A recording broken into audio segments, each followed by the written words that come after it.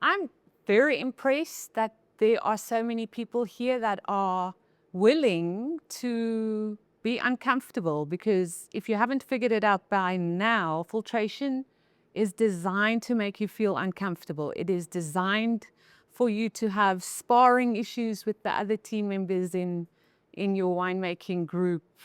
If you're not having that, then we've probably already fixed all your problems for you, and well done. But if you are always wondering, why are we always having such issues with filtration all the time? We're here to tell you you're not alone, and it's a blessing. And you'll see that when we go through things. I will say, let me show you this first screen just so that you can marvel at how some of our industries have to filter. You know, this is a vegetable oil, and it's not going so well, as you can see. And I think what we do in the wine industry is we forget that filtration is something that happens from the get-go. It's not something that we should be looking at when we look at a bottling date and say, ooh, crap, we've got a filter. Where is so-and-so that handles so-and-so? You know, you're behind the 8 ball, you're setting yourself up for disaster. Instead, maybe consider that filtration, and our department believes this strongly, that the first day of filtration season is when that bunch of grapes, the first bunch of grapes, get separated from the vine. This is when filtration season starts. Yeah, it's also sometimes called harvest. It's totally overdone. But we think about filtration from day one. And then, of course, yeah, you're going to press the grapes to get the juice out. That's maybe the second phase. If you can include filtration in your winemaking decisions from the get-go, you're going to see that you give it space, you give it time, you give it energy, and maybe it won't treat you like maybe it does. So that's just our philosophy. But one thing that still hasn't changed, thank goodness. Clarity is one of our goals in winemaking. Cloudy Chardonnay is not a thing. Hopefully it won't be. We want that clarity consistently. It's not like some bottles on the shelf can be cloudy and others not. We're not talking about pet nat today. But we also have this little thing called stability. You know, if you made a natural wine, you basically let the wine go to vinegar. We interfere because we're trying to outcompete the microorganisms. We're trying to say, okay, Acetobacter, okay, Brettanomyces, you guys have had a good run of things, go pick on somebody else, but we're going to filter our wine and we're going to exclude you so that we can see the best of our grapes. So how do we want to do this? Consistently, beautifully, without a lot of emotion, unless it's nice emotion. So we want to do that consistently, and we want to do it without delays, without issues, one can hope. So we're going to go through, this is really just to get you guys to see a little bit of what filters are out there. You're so close to it, you're so busy with production, and you're so busy getting things into bottle. This is just a little bit of a zooming out, right? What do other wineries have? What have you seen in the different places that you may have worked? Or maybe you're in one winery and you've been there for your whole career and you wonder what is in other wineries? How do people do things? And those decisions are different for each one. Right, so we're going to run through them. The filters on the left there, but the decision making stems from things like, what is my power supply? How much product am I willing to lose? How much capital do I have to spend on equipment? How much do I have to spend on media? How much is media costing me consistently? Who is doing the labor? How much does that cost?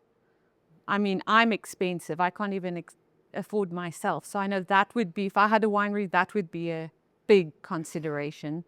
And disposal, sometimes you have counties with different laws, and you can't just dump your spent DE down the drain, which you could, but it's not going to go so well.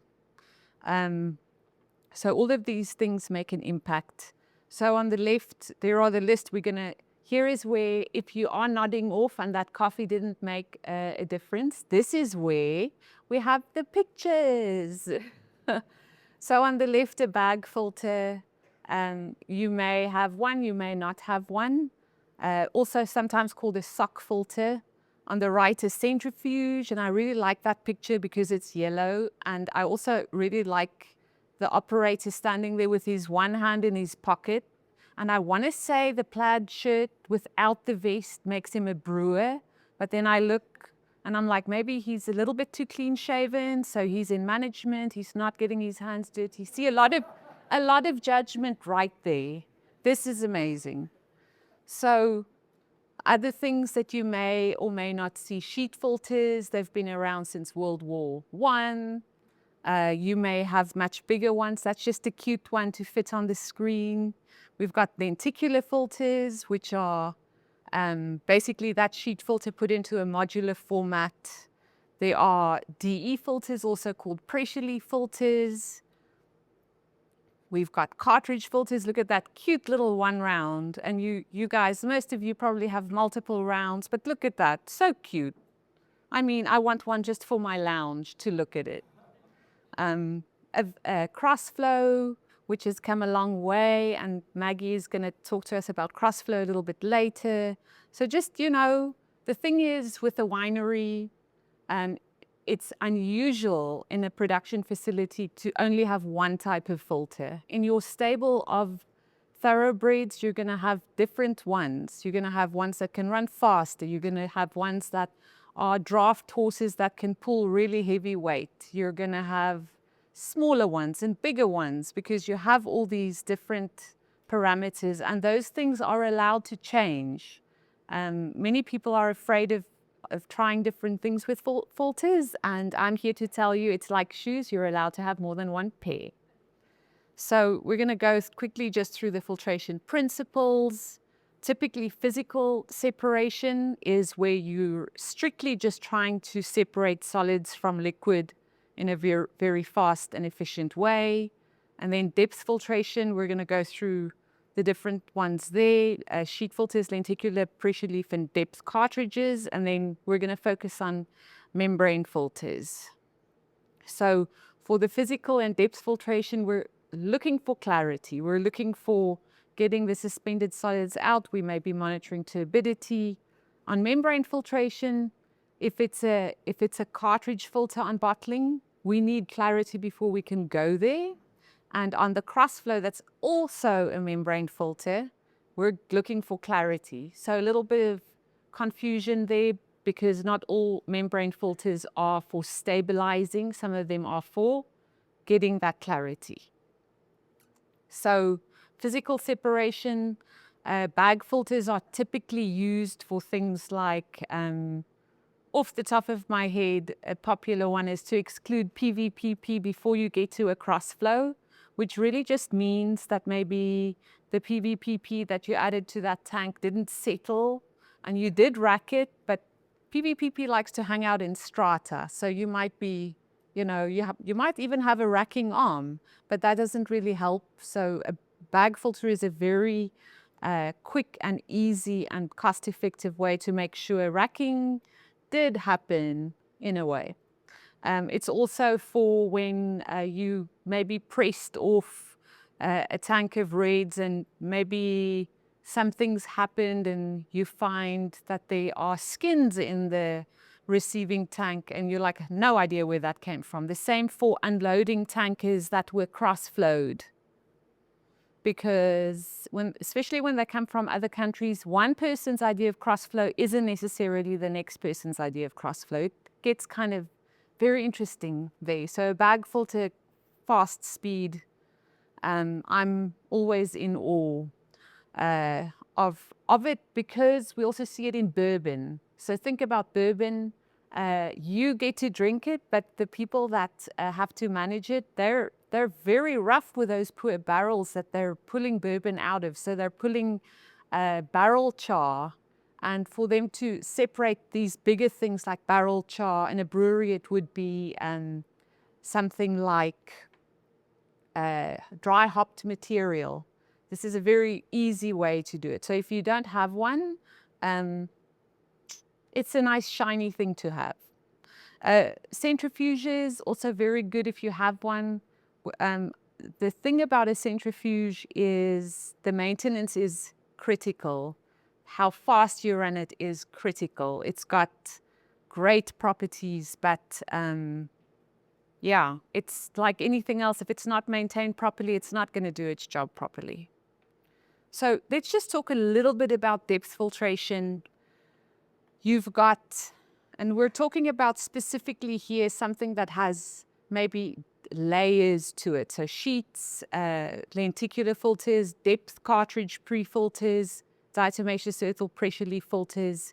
It's a mode of three things, right? The particles get stuck to the filter surface. In the case of a DE filter, that filter surface grows and grows as you dose with more material. The second thing is it gets trapped in the depths of the media. We call that like the collective of all three things here is dirt holding capacity. We want that dirt holding capacity. The third thing, which is critical for many things, is adsorption capacity. So does that media have a charge? So you use DE in a DE filter because that pink powder is much more charged than the white powder. And the same goes for sheets and lenticulars. The tighter the grade, the higher the amount of that filter aid. So this is the long and the short of depth, aka dirt holding capacity. In membrane filters, you have, if you think about a final cartridge filter, and we cut one through because I don't think everybody realizes that the membrane, what it feels like, first of all, it doesn't have much dirt holding capacity. It's a very high precision filter. So you have to come at it with something that's been cleaned up beautifully. It's colloidally stable. If you overwhelm this, it will let you know immediately that it's not happy by plugging in its tracks. So with this filter, you come at it perpendicularly. So you'll see that picture on the left, the feed stream goes in from the top to the bottom. But then we've got Crossflow, also a membrane filter, but there the flow is tangential. So it goes not perpendicularly, but it goes parallel to the filter membrane and it gets pulled through. So this is how that surface gets cleaned consistently. So again, you get stability from this. With a Crossflow, you get some stability, but you get more clarity. That's what that is used for, just to clear that up because there sometimes can be some confusion.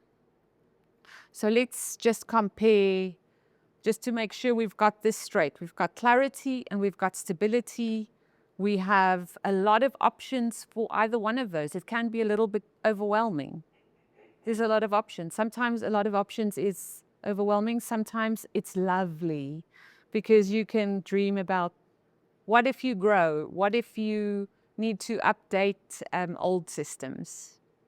So to go over all of these things, bag filters pros are low cost, it's high flow rate, it just helps to mitigate mistakes or where you don't know what's going on in a tank because it's not see-through or it's red.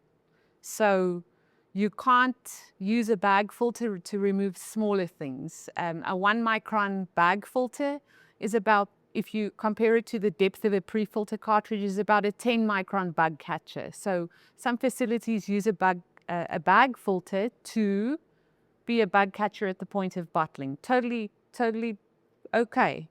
It has limited retention on colloids, which we're going to get to. A centrifuge, you don't have to buy filter media from it for it. It's fast, but the cons are you have high maintenance cost. If you put something really colloidal through it, it can make the filtration worse for the next filter downstream. So if you centrifuge something crazy, and I'm talking sweet, and I'm talking interesting is another word for it, and you go to a Crossflow, that Crossflow might have real issues because those colloids have been sheared. So it's not the be-all and end-all, even though that yellow color of that one is so cute. It's good for if you have it. If you have it and you have to maintain it, use it. Other depth filter options, our beloved DE filter that requires, and just, you know, having stood behind one of those things and probably lost most of my hearing because of it, you have to be on your game. Your DE filter is very operator dependent. You could have a brilliant operator that's done it for 20 years, but maybe the game the night before wasn't to his liking and he's suffering and there's some DE bypass going on. And how can you blame the guy? You know, the DE filter is not for sissies. You've got to know what you're doing. And we have to forgive those people because I blamed the people that designed the thing. So that's just personal vendetta. It's also good if you have huge amounts of colloids in your wine and you're a winery that don't believe in enzymes. But I won't get on that high horse right now. I'll let Lee talk about that. Sheet filters, if you have one, keep it. It's always good to have it, but there are maintenance costs involved. There are various pros and cons that it's a 135-year-old technology. One wonders about these things. Lenticular also definitely got its pros and cons. Not all of the media out there is created equally. I can go into that for another hour, but I won't do that to you. And then depth cartridges, if you're using those pre-filter cartridges for your main filtration, it doesn't have as much dirt holding capacity. It doesn't have the adsorption capacity that something like a cellulose-based media or Crossflow has. So it's great for protecting your final filter. It's great in some cases for if you have a specific technical pre-filter, you can correct filterability with it, but it has its limits like anything. And then Crossflow, Maggie's going to talk about that in depth. Lovely pun there, if you got it. And it's good it's come a long way. Crossflow has come a tremendously long way. Back in the day, it would heat up wine so much that it would be cooked. We've moved past that. And so it's our most modern filtration. So let's just quickly look at how would a pre-filtration setup look like? And what are the factors that you're going to consider? We're going to look at the wine, of course. We're going to look at residual sugar. Is it malic dry? Is it heat stable? Has it been treated? Is it cold stable? Is it sparkling?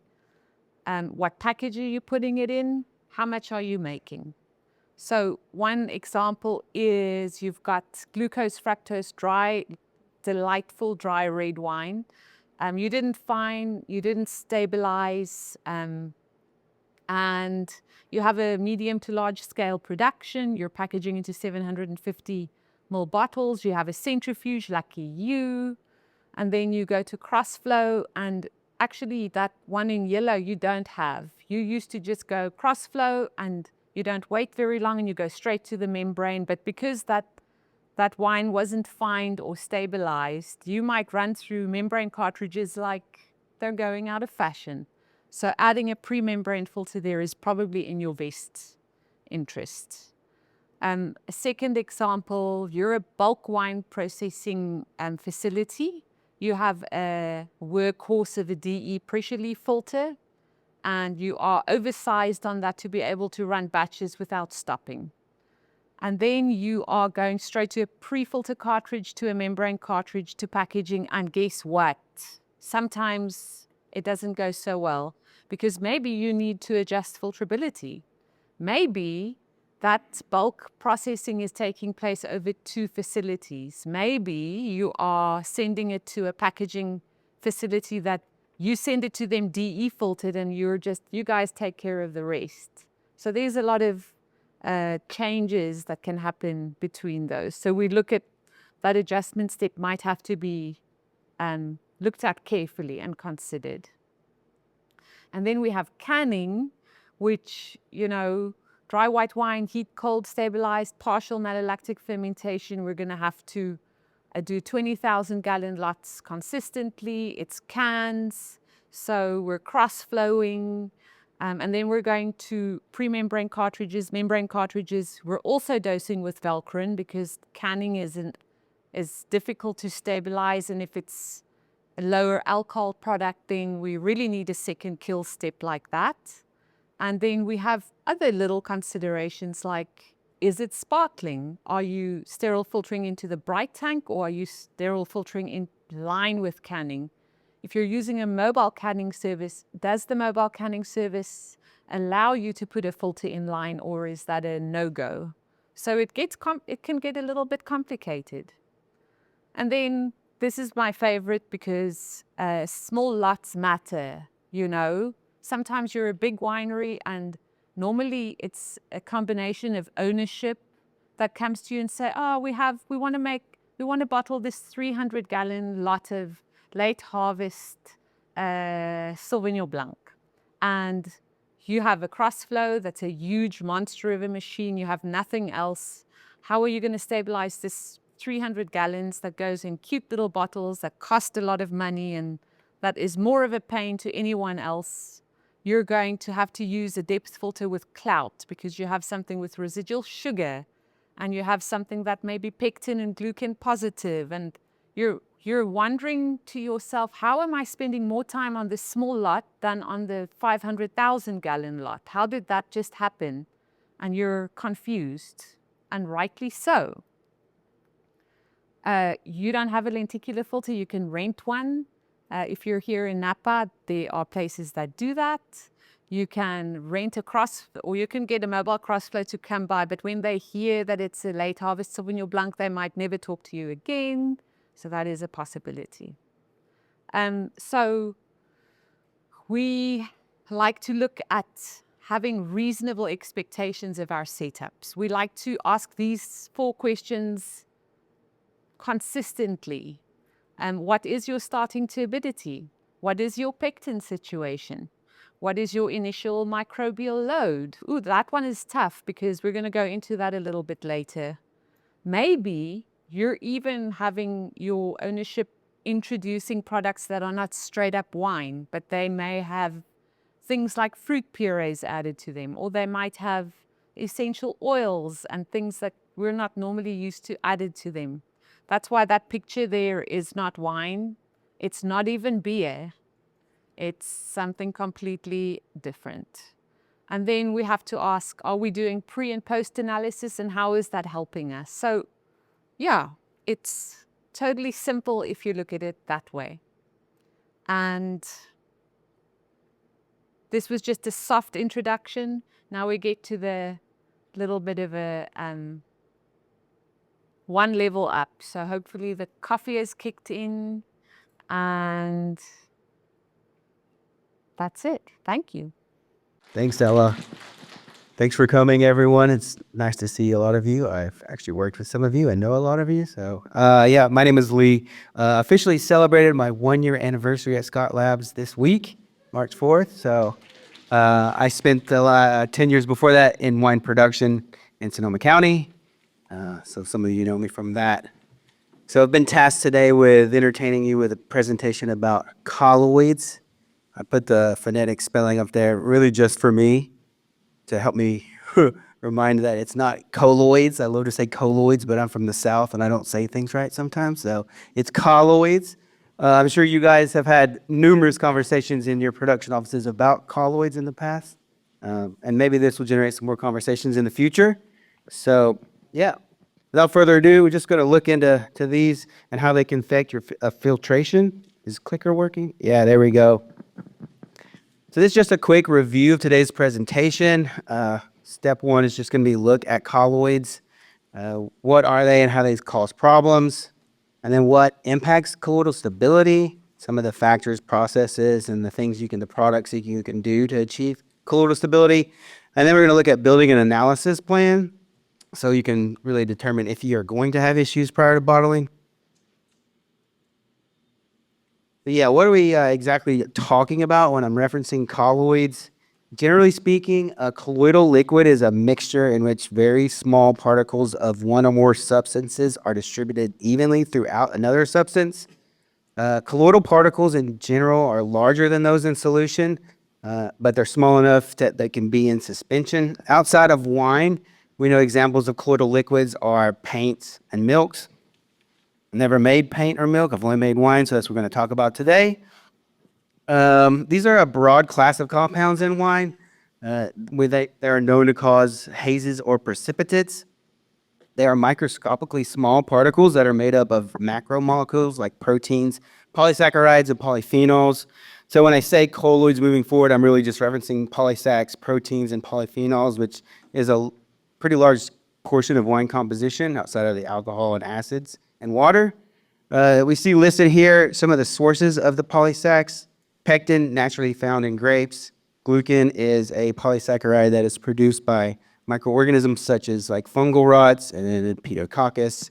CMCs and gum arabics are both additives that are commonly used as polysaccharides in the industry. And then proteins, we know they have grape-derived proteins. We also have protein additives such as gelatin, casein, and manoproteins.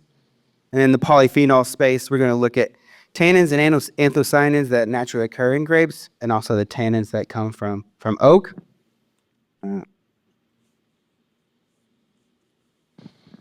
We know that these have various charges too. Not super important, but just to mention it, pectin, phenols, and microorganisms are typically net negative, while proteins are positively charged.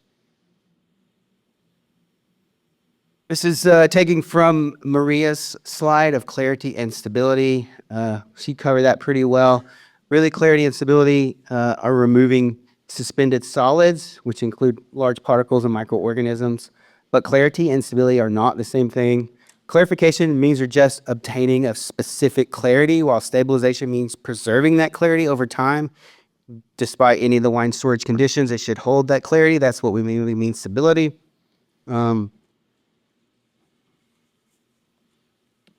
And we know that colloids can consistently affect stability. So their presence and behavior can be very unpredictable. So these various charges can actually readily react with each other. The strength of their charges are often pH dependent, which is more reason not to really adjust wine chemistry late in the game, but we'll get more on that later. So when you look at when colloids cause problems in filtration, they will generally cause problems at the bottle and sterile filtration phase. However, they can cause issues with fining and initial filtrations. We'll talk about all these. Whoops. Colloids generally don't cause issues with depth media, just crossflow and membrane media, although high levels of glucans can clog depth media. During the wine prep phase, also, we're doing things that disrupt colloids, such as adding stabilizers and other things, so we'll go into that more when we get to that. This is sort of expanding more on why colloids are what we call partially soluble. This is really an oversimplification, but I just want to give you, without going too much into the chemistry. So at the end of fermentation, we know wine is a colloidal suspension and a colloidal solution. What does that mean? Basically, colloids are considered partially soluble because they disperse particles are larger than those in true solution, meaning they don't fully dissolve, but they are still small enough to remain in suspension. These guys here, again, oversimplified version. As wine ages, these things will typically aggregate. This means similar charges are neutralized. Also, as the charges neutralize and they aggregate, they get larger, which causes them to become insoluble. This is when we start to see issues. They will complex within themselves. So what does this mean? Colloids are still considered soluble when we say they're stable. However, when they reach instability is when we get issues. When they're stable, they are really not visible to the naked eye, and there's really no filtration issues either. But once they begin to complex together, they will become insoluble, and that's when we start to see the hazes, the precipitates, and the other filtration issues. The hazes are when they're just coming together, but they're not like large enough to fall out of solution, and then precipitates when they get big enough and they actually will fall out. Building on the last point of the previous slide, we know that unstable colloids can foul filter media. The stability of colloids is matrix dependent. So what does that mean? All wines are going to sort of reach this equilibrium to where they achieve colloidal stability, but any adjustments to that wine matrix can affect the colloidal stability. So again, colloids, polyphenols, proteins, and polysaccharides. So any changes in wine chemistry can really adjust that equilibrium that those things have found. Additives, finding agents, concentrates, or blends with other wine will drastically affect your colloidal stability. I'm sure most of you guys know you can't add two heat-stable wines together and expect a heat-stable product. It may work, it may not, but it's bad practice. So heat stability is sort of under the umbrella of colloidal stability because it is protein stability. One of the biggest takeaways from the first part, wine's complicated, the matrix is complicated, colloids are also complicated, so don't really worry about understanding the details. Really just, we want to keep tabs on what can be controlled, like your winemaking decisions and how they are going to impact colloidal stability. So we're going to look at that in the next step.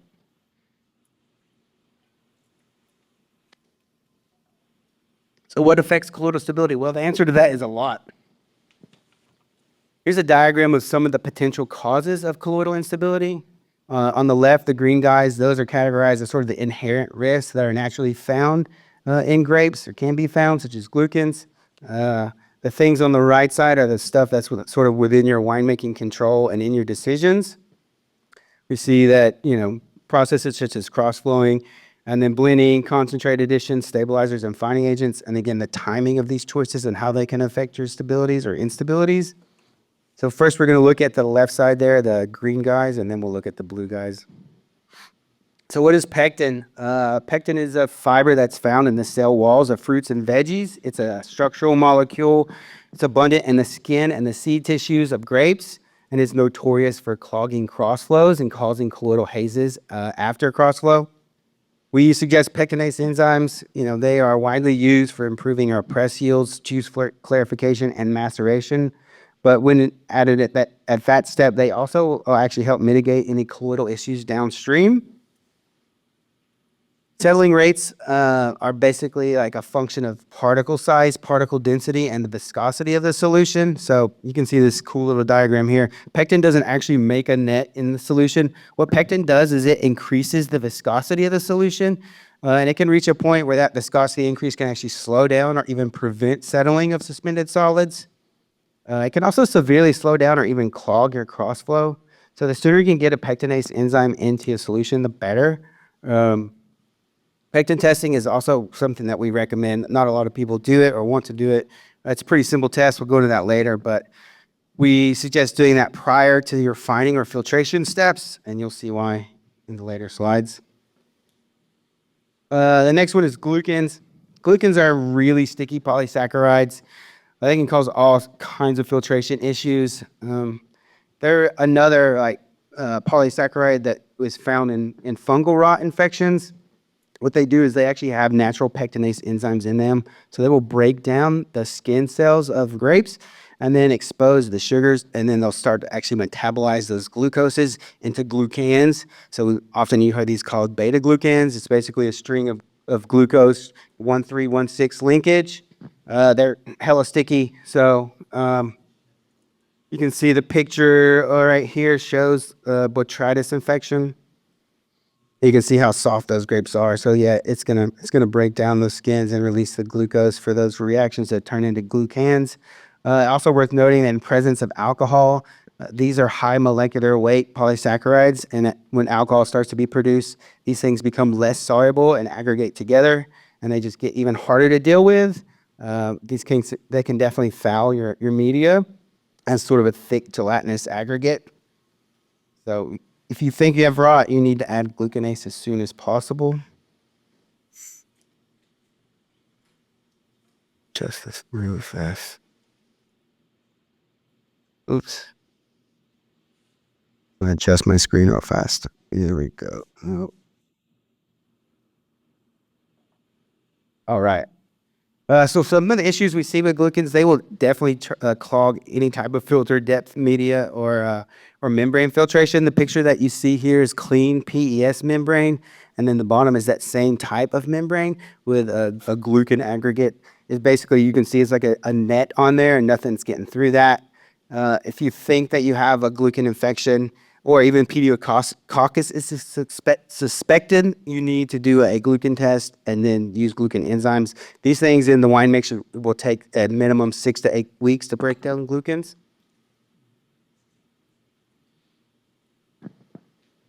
Here's a nice little slide. I like this. I don't know why that's not showing up, but yeah, we know that using enzymes will make finding and filter stabilizing agents more efficient. Furthermore, using enzymes and finding stability agents make filtration more efficient. But are there any applications where enzymes alone can help? So looking at enzymes, yeah, we know, I've already said polysaccharides are going to create filtration problems at the crossflow stage. Pectin can collect in your depth media over time and can decrease your throughput. Also, pectins can create colloidal instabilities after crossflow. And this issue usually shows itself by a failed filterability test. Some of the worst culprits that in my winemaking days I've dealt with are young Pinot Noir blends and also red blends with concentrate additions. So if you treat your wine prior to filtration with a broad spectrum enzyme, which is what we suggest, then you can break down some of the structures and lessen their impact during filtration. And what is a broad spectrum enzyme? That's basically an enzyme that has pectinase, cellulase, hemicellulase, glucanase, sort of a broad range of enzymatic activity.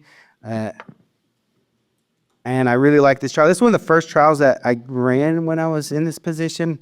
This was a young Oregon Pinot Noir. We actually tested the rate that these things went through the crossflow, and there was no difference. So we have a control with no enzyme. We have an experimental enzyme that we're looking to add to our product lineup, and we have our our spectrum enzyme is in there, a Scottzyme. So what you see here is a modified filterability index where we tested right after crossflow. The graph on the left is the initial numbers. There's really no distinct difference in the control and the enzyme treats there. They all are passing the filterability test pretty easily. But then a week later, we tested those same wines, and at that stage, the control without enzyme actually fails filterability, where the enzyme treatments are still passing, and they're much lower. So the suggestion here is that wines treated with enzymes are easier on your final filter, and they're actually going to extend its overall lifespan. So now looking at your choices, I mean, enzymes your choice too, but because it's pectinase and glucanase, I put it there. But looking at your choices as a winemaker and things that you can do that are going to affect your colloidal instabilities, we're going to review some of those decisions now. You can see finding enzymes, stabilizers, concentrate, blending, crossflow, and the timing of these things are very important. You may get away with some of these matrix changes. You actually get away with it a lot of times, maybe 99% of the time you get away with these things. But problems do occur because we know there's going to be unpredictable effects because of the complex nature of the wine matrix. Again, when you add two stable wines together, it does not guarantee a stable final blend. Again, stability is matrix dependent, so adjusting that matrix is going to adjust your stability. So we recommend blending as soon as possible to realistically mitigate those issues. We also will recommend that you start filtering and stabilizing once you have the final blend created. If you already know your final blend composition, but you aren't able to make it in your cellar, you can actually make it on the bench in the lab and then start your finding and stability trials there. That can be a good winemaking practice. It can actually help your cellar with efficiencies. Then you can order your product and have them on hand. So as soon as you make the blending and get the workflow going, then you can have all their stuff on hand and you don't have to waste any time at that stage. Some of the common finding agents that we see that cause issues are protein-based. We know that protein is pretty highly charged. Protein finding agents are great at enhancing sensory properties. They can really diminish bitterness or astringency. Plus, they can create roundness and enhance your mouthfeel, but they do come with risk. Proteins have a pretty high charge density, and that means they're really reactive. So adding charged molecules can lead to potential colloidal instabilities. We recommend making additions of protein-based finding agents to the final blend prior to initial filtration. Here's a little flow chart showing. We consider concentrate a blending step. So when you're buying concentrate, you're not only buying concentrated levels of simple sugars, you're also buying concentrated, all the other great colloids, proteins, polysaccharides, and polyphenols. So a lot of issues actually arise with colloidal stability when you add concentrate. So best practices here are we recommend making these additions prior to the initial filtration as early as reasonably possible. With wines, concentrate adds, they don't really hold their filterability very long, and a lot of that is colloidal instability driven. So it's really important to bottle as close to initial filtration as possible. Here's a slide looking at Crossflow and kind of a theory about why Crossflow messes with colloidal stability and depth media does not. Well, colloids aren't removed during the crossflow stage. The theory is that the shearing force across, like when it's going tangentially across, will actually dissociate a lot of the colloids. And then so initially they're going to pass filterability, but then very quickly those little guys will aggregate together and then become unstable again. So you'll see a wine pass filterability initially, but these compounds will quickly reform and then they become insoluble colloid forms again. We don't see the same phenomena happening in depth filter, and it's not really clearly understood, but I think Maria has a better idea about why it happens than I do. I think I'll let her get to that, but basically the depth media is charged where crossflows are not, and so any charged insoluble colloids can actually get taken up by depth media, and that's sort of why we think that doesn't happen in that instance. So comparing our order of operations, if you're going to look at depth media versus crossflow filtration, you can pretty much extend that wait period between initial filtration and bottling if you're doing depth filtration versus crossflow. Again, crossflows will have more colloidal instability issues, so you want to like tuck that pretty close to the stabilizers and sterile filtering for bottling. And these are our recommendations. Again, test for filterability so you know if you're going to experience issues on bottling day. Again, crossflow as close as possible to bottling. Use stabilizers after crossflow with caution. I'm going to go into that next. If your stabilizer doesn't come with detailed instructions for use, you make sure you reach out and ask your supplier to avoid any issues, whether it's us or the floor or anybody else. If you're not crystal clear on your usage instructions of any tartrate stabilizers, make sure to ask. It'll save you a lot of headaches. Some of the most popular cross or post filtration stabilizers are currently CMC, gum arabic, KPA. Nanoproteins are widely used. These are made up of all colloidal materials, so they can have big impacts on your filtration. We suggest if you're going to use these that your wine is PEG-free of pectin, pectin-free. We also suggest it's free of heat unstable proteins, so heat stable. Also, you want to add after initial filtration and 24 to 48 hours prior to bottling. After you add these things, make sure you retest filterability, and some people will even retest heat stability because C-SIN can form hazes and can affect your heat stability. Some of the issues that can be prevented following usage instructions and timing them accordingly. You need to have a backup plan for tartrate stability in case any issues become consistent. Some of those common complications we see are adding stabilizers. And we can also see issues coming from the bulk wine world too. When you're buying bulk wine, you don't know the history of that wine. So, and they're often blended really close with filtration and bottling, which can create a huge and stable matrix. I'd actually suggest that bulk wines be tested for pectins and glucans just proactively, even like before you even buy them. When you get your confirmation samples, run those tests. That way, you kind of know if you have issues coming up. Also, bottling delays are all too common. Anybody that's worked on the bottling line knows that that schedule gets moved around more than a jigsaw puzzle. So, yeah, when you get bottling delays, that extended wait time between filtration and bottling can cause lots of issues in your wines, no longer being colloidally stable. And we'll get into some of the issues and how you deal with those later. This is the last thing I'm going to say about stabilizers. Well, let's say you're in a situation where you've cross-loaded your wine, you've added your tartrate stabilizers, and then for whatever reason your wine's failing filterability. What are your options? This can get pretty messy. Maria's going to go into that in her presentation this afternoon.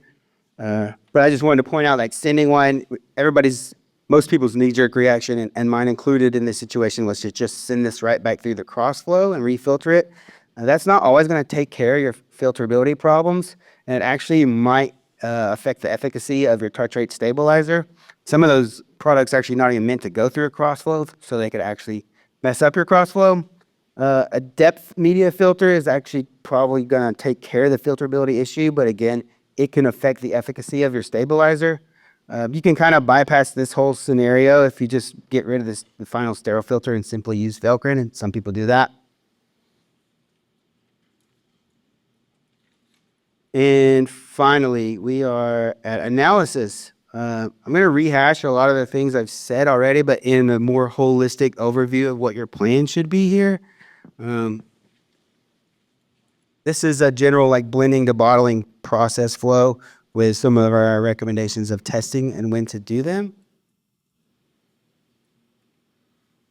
You can see I'm bringing up glucans again. The earlier you can run the test, the better, because these things require a lot of contact time for their enzymes to work. If you're buying bulk wine, again, you may want to test for glucans. And when you get your confirmation sample, it's a pretty easy test. I'll show you how to do that. And yeah, if you wait to deal with glucans, it's going to create major delays potentially in filtration and bottling. Pectins, again, I mentioned this earlier, but we do recommend pectin testing of white wines prior to adding any fining agent such as bentonite. I mentioned how pectin can affect settling earlier, but if you have a high pectin wine and you add bentonite to it, there's the potential that that wine will not settle out, and you've already added bentonite, so then you can't add your pectinase enzyme, and you're sort of stuck in a situation there where your options are very limited. So you definitely want to know if that issue is going to happen before it comes up. If red wine and you're not really finding it, we suggest doing a pectin test before you crossflow. As mentioned, pectin can affect the flow rate of crossflow. It also will affect filterability down the line. So a lot of people who don't want to do a pectin test at that point will just proactively add a pectinase enzyme, and that's a good winemaking practice. Another point I want to make, I think this is going to come up again later, is that if pectin gets in your crossflow membranes and it's starting to affect the flow rate and you're getting some clogging, a lot of people say, oh, I just need to clean the crossflow. So if you go right into like a rinse and then a 3-step clean on that, hot caustic and pectin on membranes is a really bad combo. It will actually cook onto the membrane and can and will ruin them. This is not super common, but it does happen. So knowing if you have pectins or not is super important. This is an example of a glucan test. You can see it doesn't take a lot of time. Basically, have to create an acidified alcohol solution of 96% ethanol and 1% hydrochloric acid. You need a sort of coarse filter through a pad in the lab to remove any suspended solids or charged particles. And then you add 2 parts wine to 1 part ethanol. You can wait like 10 minutes on this, and it'll give you a positive or negative result for glucans. You can see like this is a white, a rosé, and a red one. You can see the glucan positive. They sort of form these white or gray fibers will start to appear. And a pectin test is super similar. Use that same acidified alcohol solution for a pectin test. They also need to be filtered in the lab through a coarse filter to remove any charged solids. And then you add, at this stage, you do 2 parts ethanol solution, 1 part wine. You wait 10 minutes. And these are sort of some of the possible results. You can see clear in the first one. This is a white and a rosé wine. First wine is clear. The second one has small bubbles that will sort of float to the top, and that's a low level of pectin. The second test has medium-sized bubbles that sort of stay put, and that's a medium level of pectin. And then on a big pectin, high levels of pectin, you're going to see like these big bubbles form. They're pretty heavy, and then also this gelatinous sort of layer at the top will form with high pectin loads. So it's a pretty fast test, and it's not that hard. It doesn't require a ton of like reagent or supplies. Also, good winemaking practice is to confirm heat stability before going to your initial filtration. A lot of times you do a bentonite test or a trial and think you need 4 pounds, and you make it in the cellar and it doesn't come back heat stable, so you need to add a little more. Also, if you're using tartrate stabilizers after filtration, you kind of want to do those trials in conjunction with your bentonite trials. There's the possibility that your tartrate stabilizers will cause hazes, and so some of that residual protein, if not completely pulled out, can create that. So if you do your bentonite trial with the like say you need 4 pounds of bentonite, treat your test wine with 4 pounds, then add your stabilizers and retest for heat stability. because a lot of times these things will throw things out of heat stability. So you need to know if you need to bump up your bentonite add before you go through initial filtration. You don't want to find that out after the fact because you're adding more steps that are unnecessary. Turbidity is a measure that a lot of people use to see if a wine is bottle ready. A lot of people use less than 1 NTU as bottle ready, but that's sort of a myth. Turbidity is a measure of suspended solids and only really measures things that refract light. And turbidity doesn't really give you any information on colloids. It can still be a useful analysis though in your QC. It's really good at determining like what filtration requirements there are, and it can also help monitor your filtration's performance. If you test before initial filtration, you can kind of help choose a starting porosity. You can test after a filtration step to make sure you have the proper clarity at that stage. You can also test after a filtration step to choose the next porosity. And again, really helpful at monitoring crossflow performance. Another good winemaking practice is if you're using tartrate stabilizers, you should confirm stability prior going to bottle. Duh. Also, good winemaking practices are to test for filterability prior to sending your wine to the bottling line. This is going to give you a score of filterability index or modified filterability index. That's what this guy does. That's what Daniel's going to show us later. So yeah, if you pass that test, you can be fairly confident that your wine's going to react across the sterile membrane the way it's supposed to and not cause you any issues. So if your wine is failing filterability, I can say it's more than likely a colloidal issue. You have options. If it does happen, you can add a pre-filter, which Maria talked about briefly before. You might have to delay your bottling, or you can simply just have extra cartridges on hand. That's gonna, like that Oregon Pinot I showed you guys with the filtration score of like a 21. You're probably just gonna call that good and send it, but know that you may have to have more membranes on hand. But yeah, if you want to know more about how to handle that situation, stick around, stay tuned. That's coming up later. But yeah, what are some of the key takeaways from my message on colloids? Well, they're complicated. Don't get too caught up in the details. Just sort of keep tabs on what you can control and what your winemaking decisions are and the implications of those decisions. And again, changing your wine matrix can create colloidal instabilities. Because the wine matrix is so complicated, it's hard to know how different additives are going to react. So make sure you're doing proper trials in your lab so you have a better understanding of what's going to happen in your cellar. Make sure you know your usage instructions clearly and that they're well understood by yourself and your cellar staff. Use tartrate stabilizers with caution. And don't be an enzyme hater.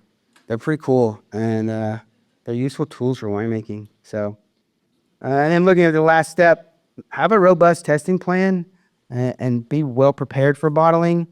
You really need to know what to test for and when, and this can help you avoid any potential issues with either initial filtration or sterile filtration at bottling. That's my time for colloids. Thanks.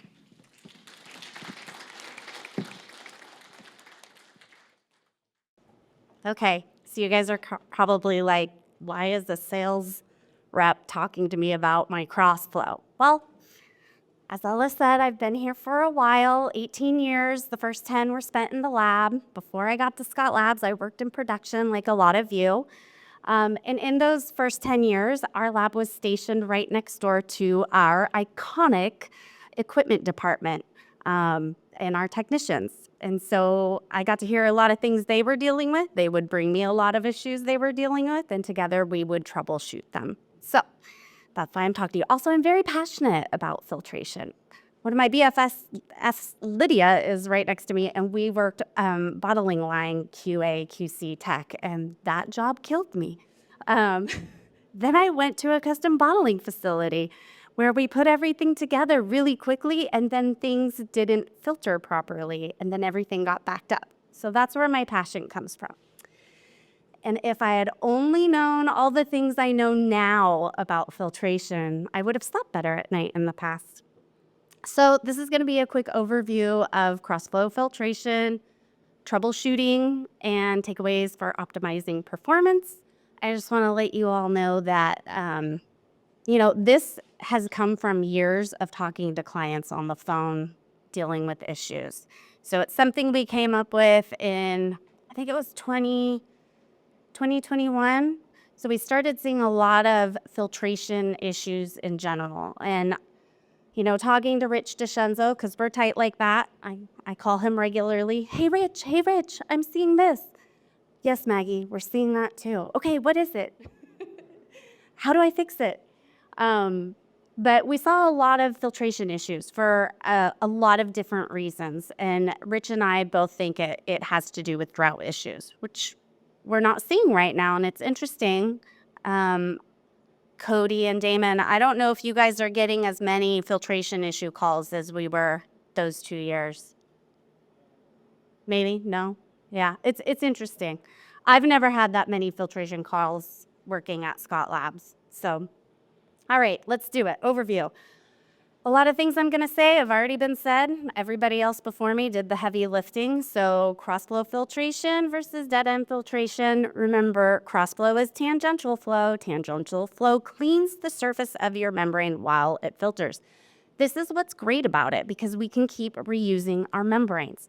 When you're doing dead-end filtration, it acts like a sponge, and eventually you completely foul those membranes and they don't clean the wine anymore. And so you have to throw them out. That's why we love Crossflow, because we are not throwing media down the drain. But there is a caveat. You must love your membranes. Keep that in mind. That's kind of the goal of my talk. Love, take care of your membranes. All right, so here at Scott Labs, what I'm used to dealing with is the hollow fiber crossflow membranes. We have two styles that are in our machines. We've got our symmetrical versus asymmetrical. Symmetrical is much more robust. It can handle heavy pounding. It wears more evenly. Asymmetrical does a good job, but once they get scratched, they tend to degrade quickly. So this is something to be mindful of. Know if they're symmetrical, asymmetrical. Our symmetrical are made out of PVDF. That's the other key point that makes them more robust, while asymmetrical is PES, polyether sulfone. Very important to keep in mind. Also, remember, these are 0.2 micron. I say nominal because it's like a nominal filtration. Crossflow filtration, to me, is like a marriage between depth filtration and membrane filtration, right? We're getting the membrane part, so we're prepping our wine to go through those 0.45 membranes. So we're getting that 0.2 micron, so everything gets stripped and we can go through a 0.45, but we're getting that dirt removing capability that we see with our depth filters. Okay, now we've gone through that. Continuing on, now for the fun part, troubleshooting, my favorite thing. When you run a lab, you're troubleshooting every single day. So this is kind of basic, the first point, physical check, right? Then we're gonna look at water. Water is something it was never really on my radar until the drought years. Then we gotta keep in mind our flow rates, our membrane regeneration, and the wine composition, AKA the matrix. I love the matrix. It's what tastes so good. I love red wine, hate filtering it. Okay, so very basic, remember, check all your general things. Check the valves, check your utility connections. Is everything hooked up correctly? I know this seems silly to bring up in a talk such as this, but there have been a few times where somebody just didn't hook the machine up properly. So keep that in mind. When you're doing your check on some of our crossflows or the crossflows you might be using, there is a pre-cart that filters the water that comes into your crossflow machine that you're gonna clean with. This is a very dirty pre-cart. Somebody forgot to change it. It was also during those drought years, and it is probably very full of iron. See the color? It's kind of an orangey color. They were having some filtration issues, probably because all that stuff was getting onto their membranes. They now have a procedure to continually check and change out that pre-cart. That brings us another thing to keep in mind, our water quality of our facility. What is your water quality? Is it hard? If it's hard and you're not taking care of that water before it gets into your crossflow to clean and regenerate your membranes, no bueno. It is going to foul those membranes before you even start filtering your wine. So you're already starting off at a deficit. So know your water quality parameters. We have a nice chart up here. My old 47-year-old eyes can't read it on the screen. I forgot my readers. So we're just kind of, you guys can see it, and we'll send the presentation out. It's also on our website. It's something I think everybody should take a look at. Know your water quality. Make sure you're cleaning your crossflow with clean water. Silly things like plumbers come in and do things and change water lines. Know that your water line, your clean water line, is going to your crossflow. Just simple little things to keep in mind. It happens. Things happen. Let's talk about membrane flow and regeneration. Okay, we must monitor the flow rate and the transmembrane pressure. Seems kind of common sense, but sometimes we have some of our crossflow technicians that they just want to run it fast, right? We're all trying to meet a production demand. We've got to get the wine in the bottle. We've got schedules to maintain. I get it. So if we have a high transmembrane pressure and a high flow rate, you're pushing too hard. Know your machine. Know what your machine is capable of. There's been a couple of clients where, I called my friend Cody and I was like, is this the right flow rate for this size of the machine? And he's like, no, that's not right. I said, okay, because this is where, it's hard for me. I have to rely on Cody and Damon in our crossflow department.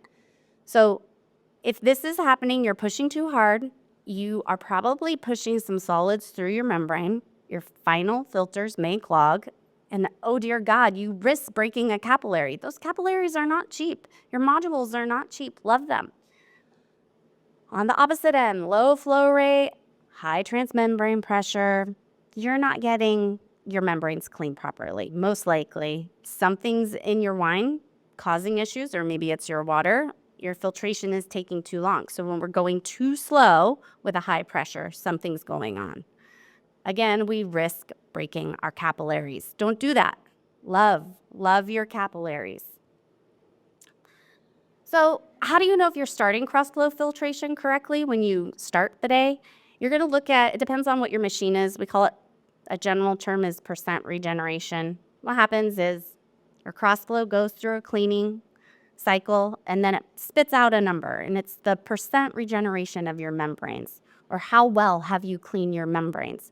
Every time your crossflow is commissioned, you're going to get this value, and that's the mother value. Every single time you clean your crossflow, you want to get back to that value. I think in our PALs, we call it a flux number. I don't want to confuse anybody, but it's really important. If you have an automated machine, this is all going to get logged for you, so you don't have to log it. If you have an older machine and it's not logging these things, you want to log them. That is the geek in me, the lab person in me. We log everything, and then when something goes wrong with a piece of equipment, you fix it and you write what the fix was, right? Then 10 years, when it happens again, you can go back to that log and be like, oh yeah, I remember this happened. And you know how to fix it. Log. We have a lot of seller turnover. I think this is something else that happens. And there is inherent knowledge base that gets forgotten because whoever's running it knows how to run it, knows all the checks. And then we get a new crew in, and I see somebody nodding their head, yep. They don't know how to do it. So if we keep logs and we train people properly, it helps a lot. But yeah, this number is really important. It is going to tell you if you cleaned your membranes, if you're starting off filtration with clean membranes. If you don't reach your target number, then your membranes aren't ready to filter. There's a problem. That's when we got to go back and we got to start looking at what was the wine that was filtered? What was going on with it? What's our water like? All these questions that we ask. Another thing that comes up, and we don't see it so much with the big machines, but we do see it sometimes, is caustic and pectin. Together that makes pectate. Pectate, when it's on your membranes, it's going to stop you from filtering, kind of like that minerality from your hard water, right? So you've already starting your filtration at a deficit. This doesn't typically happen in the big machines. the computer run machines because the caustic is being dosed it appropriately so that you're not getting this reaction. But some people will go ahead and they will change the percent caustic or cleaning solution without reprogramming that into your machine. That's where we might see some problems. So pay attention to what your program is on the machine, right? It comes this way for a reason. If you want to go outside those parameters, talk to your representative, and then whatever you do in the cellar needs to be changed in the machine so this doesn't happen. Does that make sense? Okay, good. Okay, so that's another issue we've run into. We're going to talk about specialty cleaning cycles. We're going to talk about pectin. You guys all heard about pectin from Lee, right? Woo, my favorite subject because it leads to so many problems. We have a cleaning protocol that's up on the website that I highly recommend you take a look at and implement in your cellar. It will save you a lot of time and headache. And then if pectin cleaning isn't working in regenerating your membranes, then we have more aggressive cleaning procedures, and you can contact your manufacturer for those. There's a peroxide one. Ooh, I don't know about it. That's kept under lock and key. All right, so what's in the wine matrix that is causing all the problems? So many things. Yeah, this is me. This is me on my 20th phone call of the day, trying to help somebody figure out what's going on with their filtration. All right, so we've got microbes. Microbes tend to lead to colloids. We have colloids. Colloids we add, colloids that are naturally occurring, and we have residual fighting agents in solids. We already did this, colloids. Thank you, Lee. Thank you. I don't have to talk too much about colloids. I love them and I hate them at the same time, right? I love a good big tannic red wine. Don't like to filter it. I tend to kind of just be very general about colloids. Here they are, 2 to 100 nanometers in diameter. They're unstable. They're neither in true solution or suspension. They're positively or negatively charged. They attract, they repel. They're basically everything, right? I love getting the ETS report. Oh, it's heavily colloidal. This was before I got to know Rich. I'm like, what does that mean? What does that mean? Have any of you had that report? No, maybe they stopped doing it because I complained. Oh, I see some heads. Yeah. Heavily colloidal. What does that mean? It means everything. Okay, here's a colloid. Glucan, the stickier polysaccharide. I hate them with a passion because they get overlooked and they are, in certain vintages, a big problem. So glucans, we've seen the slide. Those are ugly. You're not getting through that. So if you have this in your wine, you are going to have a problem with any type of filtration. They come from botrytis, as Lee already said, and our friend Pediococcus. Pediococcus is not our friend. Botrytis sometimes in certain wines I can get behind, but I digress. So how did we figure out this glucan problem and Pediococcus? So like I said, the year 2021, I had about 4 wines come in to Scott Labs that were having filtration problems. They all had a very similar chemistry. They all had Pediococcus. And I was like, what is going on? So our lovely friend Nicola, PhD in wine microbiology, was like, Maggie, I can't do her accent, Pediococcus, glucan. And I was like, oh, yeah, I remember that from micro. So we got a high pH wine. Okay, some people are like 3.7. That's nothing. Okay, in Maggie's world, lab world, 3.68 and above, we got issues. We got to maintain and elevate our free SO2. As you can see with this wine, the free SO2 is at 12 ppms. That is not molecularly high enough to kill off microorganisms. So you can see in the wine, scorpion wines, we got some other things. We got some Pediococcus. This wine would not filter for the love of God. And there were 3 other ones like it that came in. So how do we keep Pediococcus out of our wine? I have these listed in any old order. I think, first of all, if you have high pH wine, this is something I hear again and again and again from my clients. Oh, it goes through malolactic, no problem, spontaneously. A year later, they're trying to filter it. We're having some problems filtering our wine. And I'm thinking, yeah, you did. It went through spontaneously. You might have a pediococcus problem. Can't tell them that. That's what I'm thinking in my head. What can you do? You can inoculate with malic bacteria. I'm not trying to be a sales pitchy person. It's just a tool in my mind to get rid of microbes, to outcompete other microbes.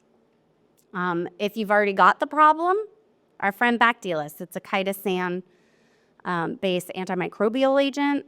It's not going to be used in every application because it is not approved yet by the TTB for exported wines. So stick with SO2, clean your wine, do some other things. We can talk about it. If we're in the juice phase, we have a new product called Alliance or Alliance, but it is acceptable TTB antimicrobial chitosan. So that's great. Okay, here comes what everybody does not like to hear. It is 3 days before bottling, maybe a week. We're trying to cross-flow a wine that is full of gluten that nobody wants to address. It's like the elephant in the room. And I get to tell them, you have gluten in the wine. You need to use a glucanase. It takes 6 to 8 weeks for that glucanase. For a commercially acceptable, exportable wine treated with gluten, you need 6 to 8 weeks to break that down so you can put it through your crossflow. Nobody likes to hear that. I believe there are some other glucanases on the market that will go quicker. Unfortunately, the base organism that they come from, not allowed here in the US. So if somebody is telling you, oh, we can break that down for you in 3 days, call us, talk to me, we'll figure it out.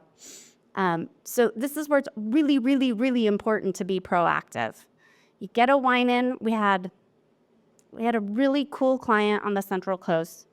2 harvests, didn't want to believe me that they had gluten problems. I kept saying, try some Lauzyme MMX after malolactic fermentation. This was after the first clogged membrane. No, we don't believe in enzymes.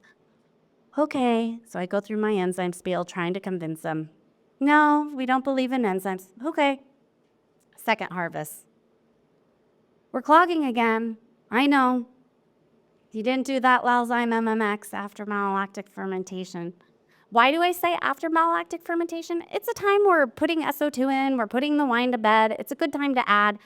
You're going to get your 6 to 8 weeks Lauzyme MMX contact time. You're going to break down those glucans long before you go to filtration. It's the best time. By the 3rd harvest after malolactic fermentation, I got the phone call. Okay, Maggie, I talked them into it. We are going to try Lauzyme MMX. Okay, this is in Pinot, by the way. Guess what?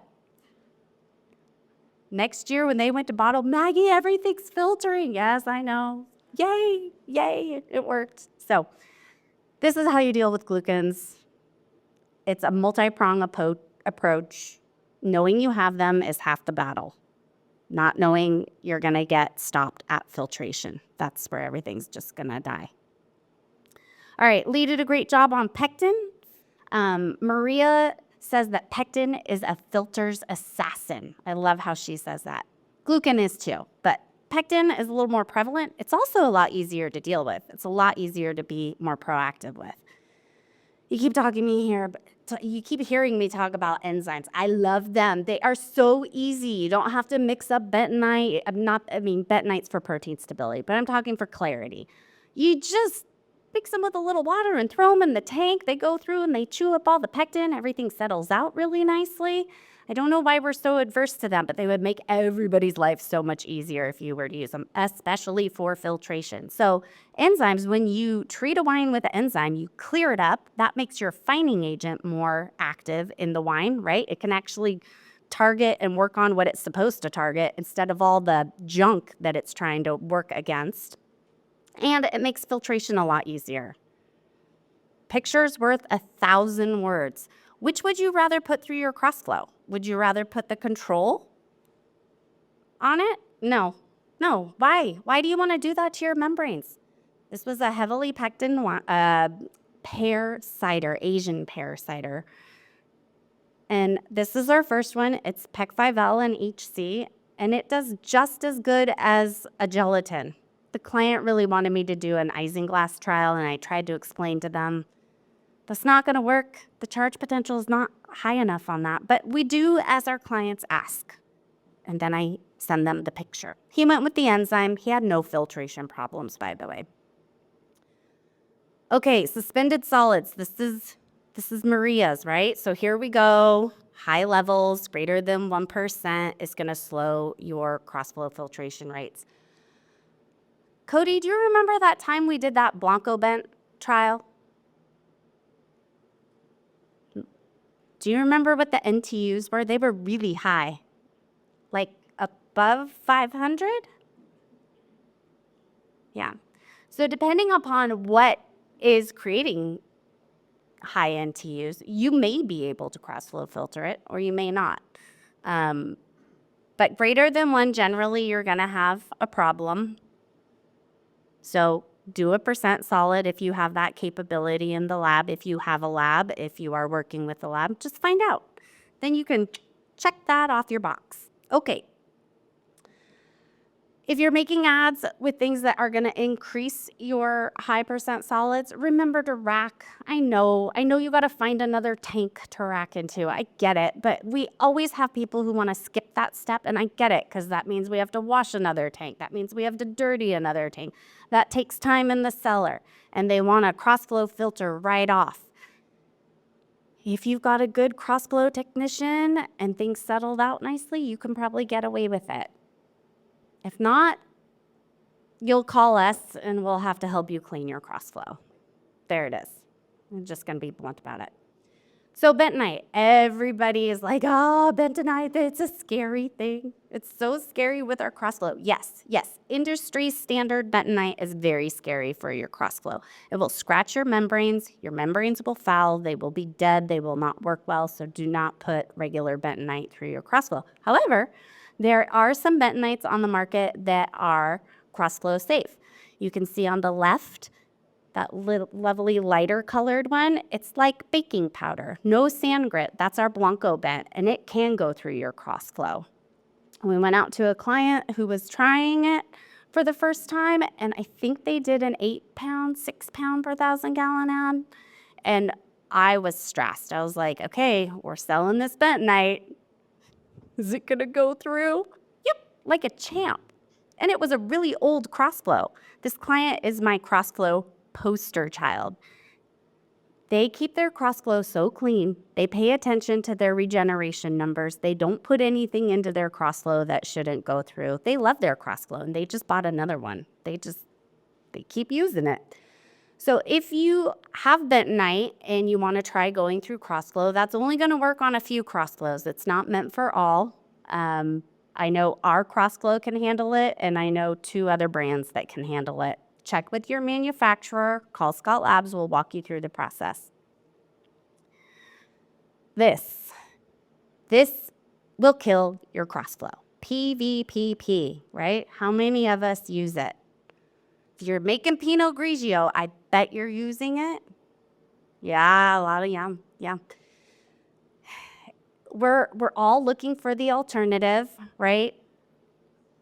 I've got some ideas, I've got some candidates. We've got to get our friends at the TTB on board to allow you guys to use it. But for now, we're stuck with PVPP.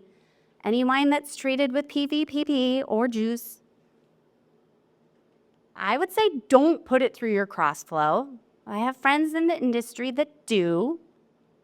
If you ask anybody at Scott Labs, we say don't. It will void your warranty if PVPP gets on to your membranes.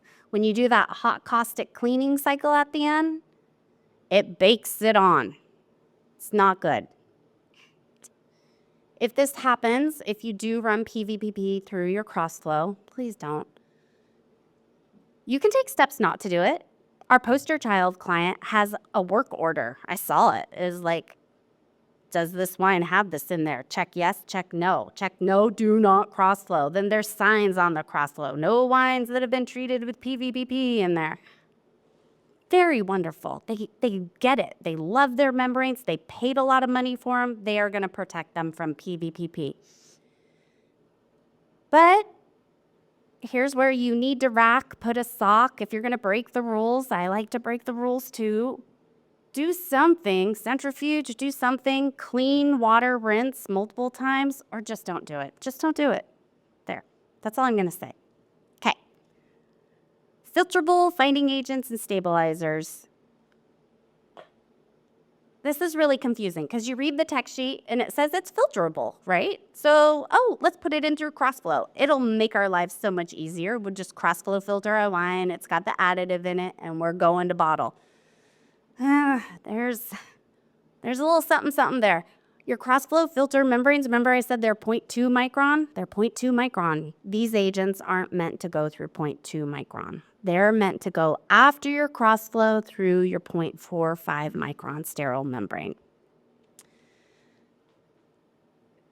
And even then, sometimes there are a few problems in some wines depending upon filterability and colloidally matrix. Work with the lab to figure out if your wine is going to be colloidally accepting of another colloid. We can do a lot of work with NTU, just screening a wine if it's going to accept the added stabilizer. Does that make sense? That's something I talk to a lot of people about. But Maggie, it says it's filterable. I'm like, yeah, but it's not ours, and it didn't tell you what kind of filtration you need to go through. So keep that in mind if you're using anything. I will say this, liquid nanoproteins, they can go through Crossflows.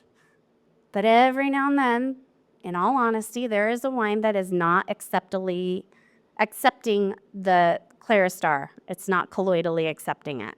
It happens, it's very rare, but a quick turbidity check pre and post add within a 10-hour span will tell you if your wine can handle that extra colloid being added to its matrix. Okay, takeaways. Are you guys tired? I'm tired and I'm hungry. Are you guys hungry? Yeah, yes, you look tired and hungry. Okay, let's do this. Takeaways, let's be done.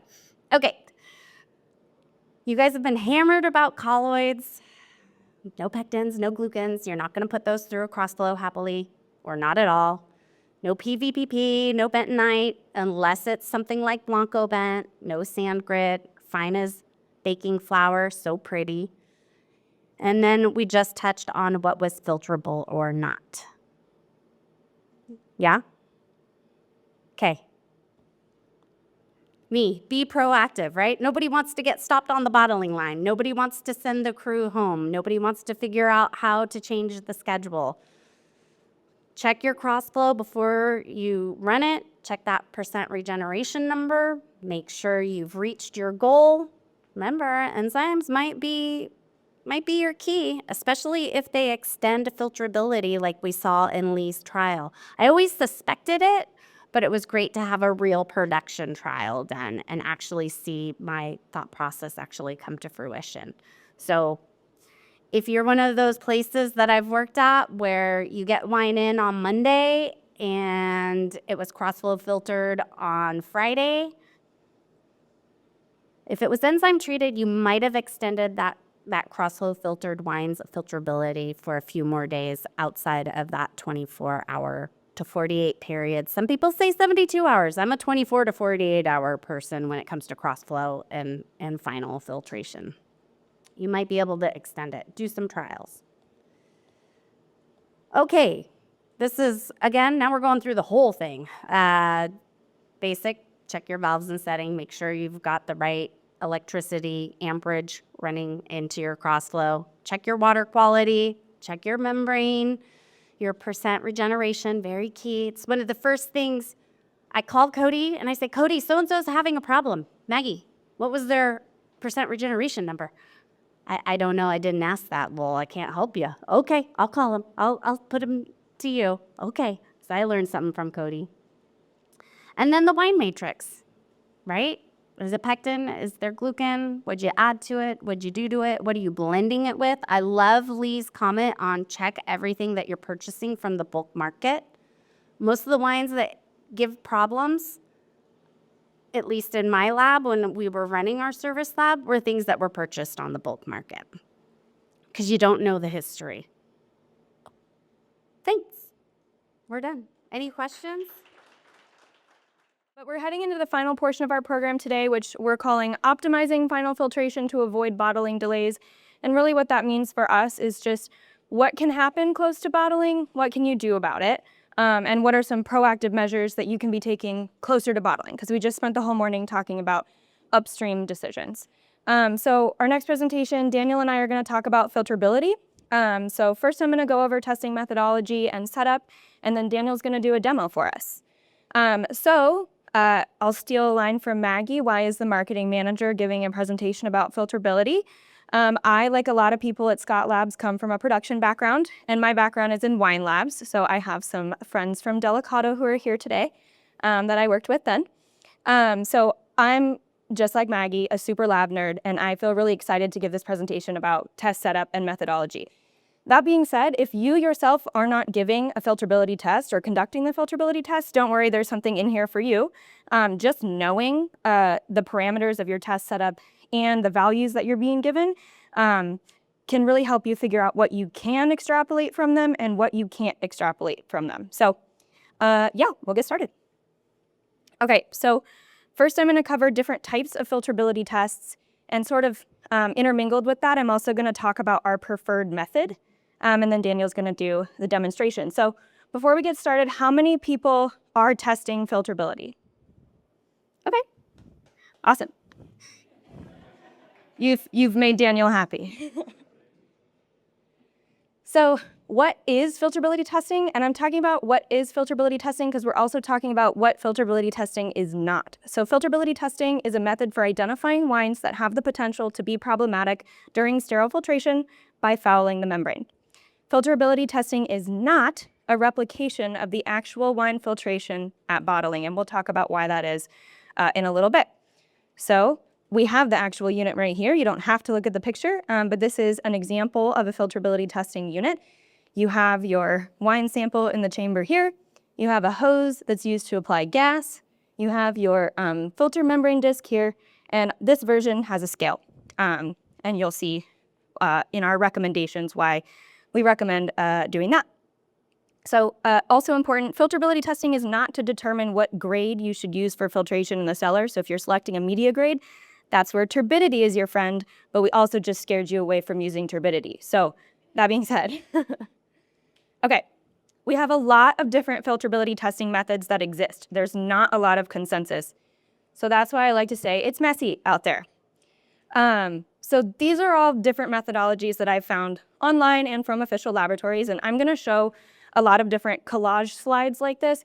Don't worry about reading every single word on them. I'm trying to get the point across that it's complicated, and there's a lot of different people who are going to tell you how to do filterability differently. So that being said, across published methods, there's quite a bit of inconsistency in setup, in measurement, and in calculations. So let's talk about how the methods differ in setup. I just pulled two from that collection of methods. And in blue, we have inconsistencies in the size of the membrane. So we have 25 millimeters versus 47 millimeters. In yellow, we have differences in the porosity of the membranes. One test is calling for 0.65 micron, and the other test is calling for 0.45 micron. And 0.65 is often supposed to be representative of the pre-filter. 0.45 represents the final filter, but we'll get more into that in a second. Pink shows the differences in the test pressure. One test is calling for 1 bar, another test is calling for 2 bar. And something that's not shown here is temperature. So a lot of different methods will call for different temperature procedures. So some will have you bring the wine into the lab and warm it up to lab temperature. Others will have you just do cellar temperature. Others will have you do the bottling temperature. So inconsistencies in test setup. So what do we recommend? Starting off with temperature, we recommend the same temperature as bottling temperature. And this is because temperature affects the solubility of colloids. And that was Lee's presentation. Traditionally, at warmer temperatures, colloids can be a little bit more soluble. So they may pass through a filterability test. And then on the day of, when your wine is a lot colder, closer to your bottling temperature, it can clog your final membrane.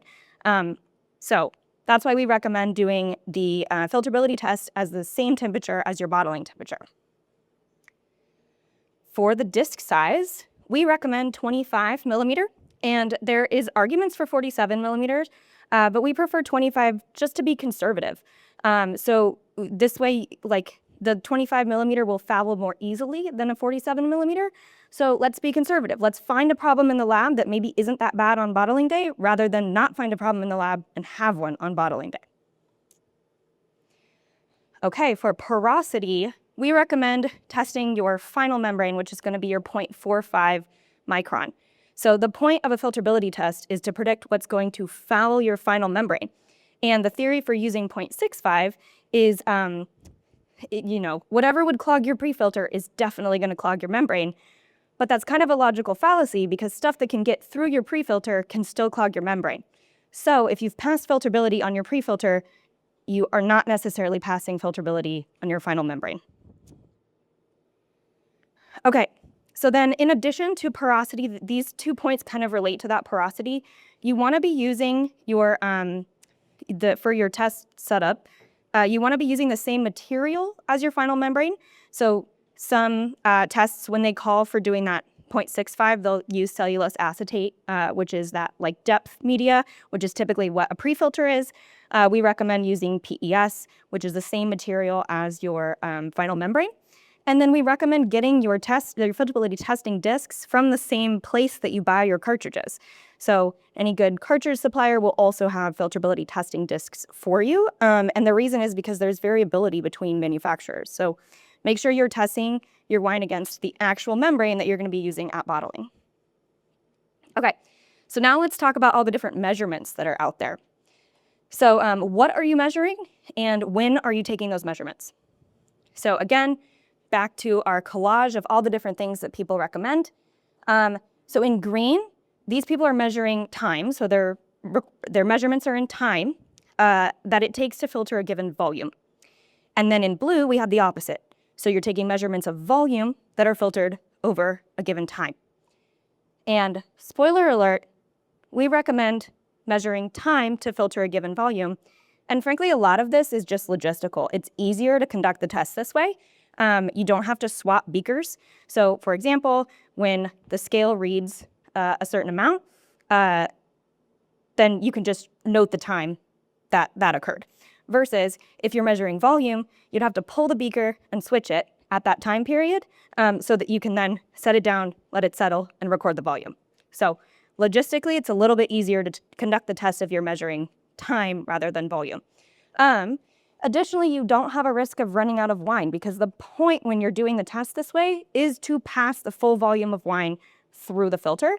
When you're doing volume over time, you have a set time period, and you may run out of wine before that time period is done. So again, a lot of this is just logistical. It's just easier to do this. Okay, so now assuming that you're on board with our test setup measuring time instead of volume, so how much wine are you using for your test?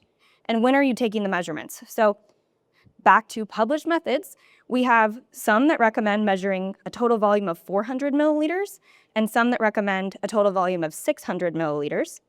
And then when are you taking the measurements? So in orange, they have you taking measurements when 100 grams passes through the filter, 200 grams, 300 grams, and 400 grams. And then in blue, you're taking measurements at when 200 grams passes through, 400 grams passes through, and 600 grams passes through. So what do we recommend? We recommend a 600 gram sample, and we recommend measuring time to filter 200, 400, and 600. And this really has to do with the calculations that we recommend, which we're gonna go over. But overall, measuring 600 instead of 400, theoretically, it's a broader measurement, and it can help illustrate membrane loading over time better than a smaller sample. Okay, so now let's talk about common filterability calculations, some of which you may be familiar with.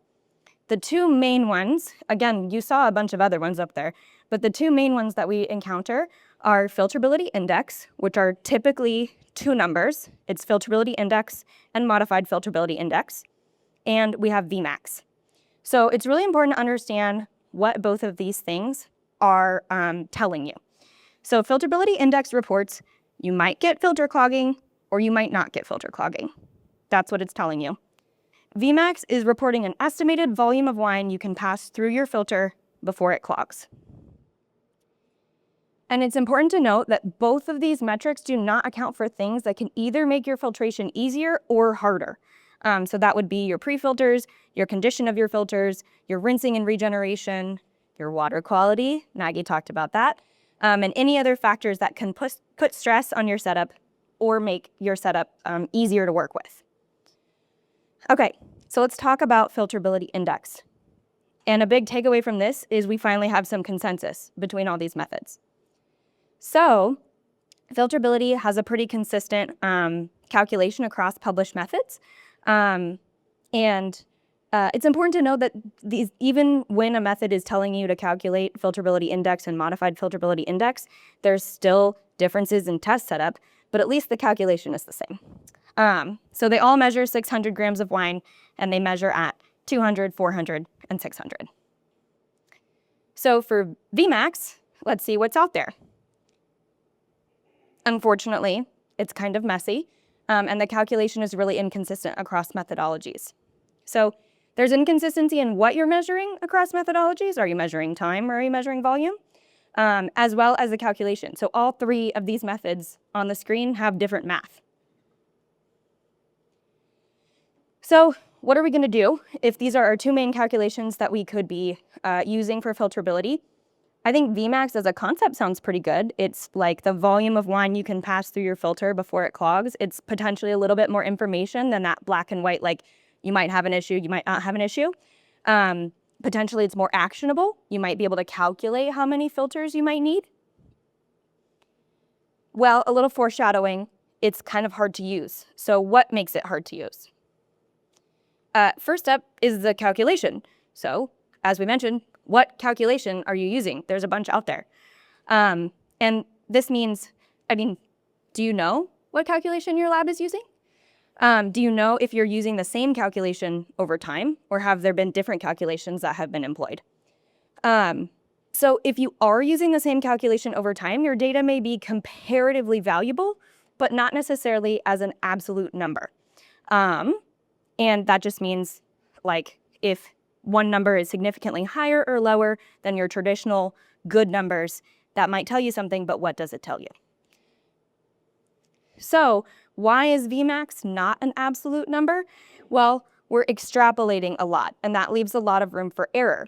So Vmax makes a lot of assumptions about 600 milliliters of wine. So it doesn't take into account your pre-filtration. So if you have a lenticular in line or you have a pre-membrane cartridge, you're going to make that filtration quite a bit easier. So that number that Vmax gave you is you're probably going to get a lot more through those cartridges. And then we also have the R2 law, which is basically Vmax uses this filter surface area of the disc, and mathematically it scales that filter surface area up to the filter surface area of a cartridge. But it doesn't necessarily take into account the exponential relationship between increasing filter surface area and improved filter surface life. So for example, you double the filter surface area, you actually increase by fourfold the filter surface life. So that being said, Vmax is not a direct measure of filterability. I hope I've convinced you of that. If not, I'm sorry. But that doesn't mean that we can't use it. So how should it be used? A lot of the time when you're calculating Vmax, you're doing the same test that you would use to calculate filterability index and modified filterability index. So it's not a completely different test, at least in our case. So you can use both numbers. So if you want to use both, we recommend using filterability index and modified filterability index to determine filterability. That's going to be your filterability number, and you'll take that as whether your wine is filterable. However, Vmax can be used for what it is, which is a very rough estimate of filter lifespan. So it can still be helpful. And as we were mentioning before in the test setup, we just prefer to be conservative. We would rather identify a problem and not have it be a problem rather than the other way around, because that's more disruptive to your production. So filterability index and modified filterability index, this is the math for that. Don't worry about writing it down. You can find it on our website. Also, I don't know why I listed T400 before T200. That's my bad. But that being said, this is also how we recommend interpreting the results. Again, this is on our website, so don't worry about writing this down. Using filterability index alone, it can be hard to get a definitive answer on whether your filtration will be good. So we kind of have two potential options here. Filterability index greater than 20, filtration problems may occur. Filterability index less than or equal to 20, no problems expected. But with modified filterability index, which is the part of the calculation that it uses that T600, which is that extended measurement, we can get a little bit more information. So yeah, comparing filterability index and modified filterability index gives a better picture of what may occur as time progresses. So again, don't worry about remembering any of these values or anything like that. You can always contact any of us later to talk more about the nerdiness of filterability. So I'm going to invite Daniel up here, and he's going to talk and show you a filterability test and then also talk about some potential results that you could see.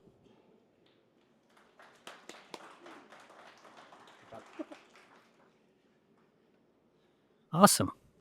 How's it going, guys? Daniel Placencia. I work with Scott Labs. I've been here for about 4 years now. I'm in the technical division. I work with Maria Peterson, and of course, all the other experts that we have here today.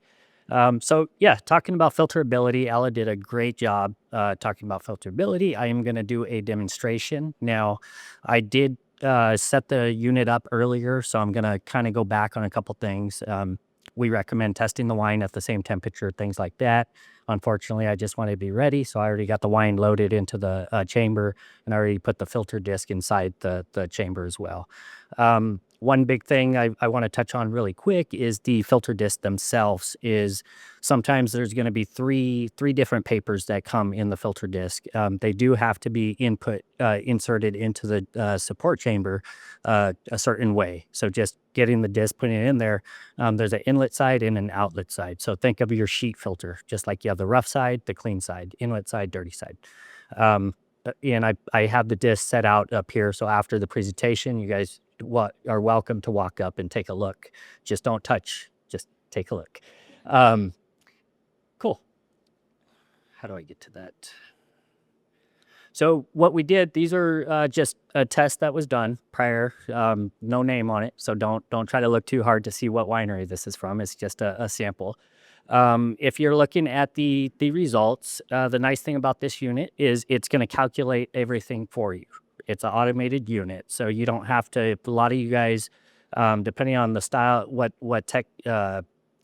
technology you're using, you have to stand in front of the unit, you have to time it, you have to record those times and seconds, and then you have to calculate it. A lot of that takes time, right? Nice thing about this is going to allow you to basically input all your information into the document, press start, walk away. If you're running multiple samples in a day, this would probably be something that would spark interest to you. We typically say if you're running more than 10, 15 samples, then you're probably going to be more interested in this rather than the manual one. Right here, what I want you guys to focus on is the bottom, my right corner where you see the FI, MFI, and Vmax. That's telling us that our FI is at 4. My eyes are horrible. I think that's 4.489. Modified is 4.92. If we had a number like that, I would feel very confident saying, send that wine to bottle. They're going to be bottling for a long time, and the crew's going to be happy because they're going to probably be bottling at a low pressure drop. So very good number. You see what this gives you is the chart on the top and the bottom. So as the test is done, you see that wall, right when that chart, the very first, it looks like a wall. That's the wine finding its way through the path of the filter itself. And then as that wine finds its way through the path of the filter, it levels itself out. So that's what you want to see. If you're running filterability, you see that line kind of going up and down. That tells us that the wine is having some issues trying to get through the filters, or something's restricting it. Maybe it's that colloidal load, maybe it's suspended solids, it's something. So you do want to see a nice level line. So beautiful numbers. That's a very beautiful test right there. this is another one. So I wanted to just kind of show you guys a couple different test results. This one, FI, is at 5. Modified is at 3. Vmax, I don't look at Vmax. Again, there's so many things that could cause, if you're going off Vmax, there's things in the cellar that could, prevent you from getting the throughput that Vmax might tell you that you're going to get. Maybe somebody didn't clean the pump, maybe there's dirty hose, so many things that could happen. In this case, FI is 5, that's great, but modified is lower than the initial FI. So what that tells us is that wine, that day one, is still a good filterability value, but it's going to take that wine a little bit of time to find its way its way through the filters, right? And once it finds its way through the filters, it's going to level itself out. With modified and low, I would expect that wine to bottle for long periods of time. So maybe you're bottling a wine, it's taking you multiple days, multiple weeks. I still encourage you to test filterability daily, but if your modified is lower than your initial FI, that's a great sign that you're going to be able to bottle. This one, you'll notice, so FI 39, modified 71, and Vmax is low, because that's basically telling us that wine probably wasn't bottle ready. It could have been filtered, but maybe it sat in tank. Maybe it got cross-flowed, it sat in tank for 2 weeks before you were able to bottle it. This is a wine or a result where I would, if I'm winemaker, I'd probably say, hey, seller, we got to refilter this one, because this is definitely going to clog our filters. You're going to be frustrated. You're going to be changing out cartridges prematurely because the wine was just not ready to go through the filters. And all this is basically it's telling us, it's preventing us from just sending that wine to the bottling line and, being frustrated. So these are a couple different tests that we've done. I'm going to now do the demonstration, and yeah, that's it. This picture, I just want to point out what Maggie was saying is so true. This specific facility was showing their filters no love. I phoned the SPCA and I reported them to the filtration division of our animal abuse center, and we don't like seeing this thing. This hurts. This is not cool. So hopefully after today you will love your filters and not run into these issues. I'm an idealist. So let's go through kind of just summing up what all the other wonderful speakers said and kind of suss out what goes and what doesn't. So we're going to look at the common culprits, so the initial filtration and wine preparation, and then the not so common culprits. And here's the thing, right? We get these calls and strong reactions, and the filters get blamed. So we tend to assume the worst of the filters because the filter is the thing that shows us first there is an issue. But remember that a clogged filter is actually just trying its darndest to do its job. When a filter gets plugged, I personally celebrate because that filter kept microorganisms from getting to the final product. It did its job. And a clogged filter should not lead to outbursts and shows of emotion. It should be an opportunity to learn. And we are human, that little thing that we are. And it's a great opportunity. So we assume when a filter clogs after 100 cases that it's a bad filter, but the filter stopped the microorganisms from getting through. It stopped the line, so you have an ability to change and continue. And we have a little red flag there that says, ooh, pay attention to me. I want to be fixed. We do not want to put a Band-Aid over the symptom. We want to look at where is it coming from. It's telling us look upstream. We also assume that when a filter failed integrity, it's a bad filter. But let's look at how did we wet that filter? How did we sanitize that filter? And when was our equipment last inspected? We may have broken a little gasket, and the integrity test is failing. And then the other thing is, how are we testing integrity? Because that could be a presentation all by itself. We assume that the filter plug during rinsing, that we were just rinsing the filter, and before we even brought the wine in, the filter plugged. It's a bad filter. It's not a bad filter. Have we looked at the water? Have we looked at when the last time the water softener was serviced? When was the last time the hot water heater or the steamer was descaled? These are all tiny little tells. So, yeah, we sometimes go really fast from doing one thing to doing something that's absolutely not in any SOP.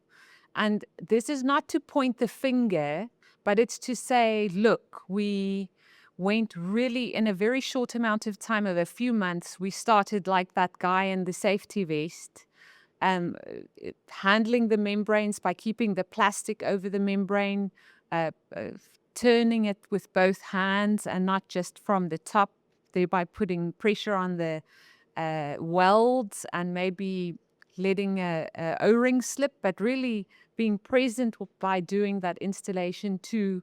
The picture on the right is, oh, we clogged the filters. We didn't have time to rinse. Yes, we broke sanitation. Yes, we didn't push the wine out. We put dry filters in that housing and just started running again. And it was totally acceptable within a few short months. So this happens. This happens more and more. And we should look at, okay, why are we in such a rush? Let's look upstream. Let's look, why is the wine not running as it should? What is happening here? This picture is brilliant. Again, the SPCA would be so unhappy when I seen this, but I didn't. For this one, I forgave. But it's a brilliant depiction of what we have to deal with. We still have many manual systems in our setups, and this is what happens. So let's look at dealing with the common culprits when you fail filterability, and then we're going to start with this one. Just when it fails filterability, we're going to look at the cellar initial filtration. So the indicators are when you're running your cellar filtration and the pressure drops are suspiciously low and smooth.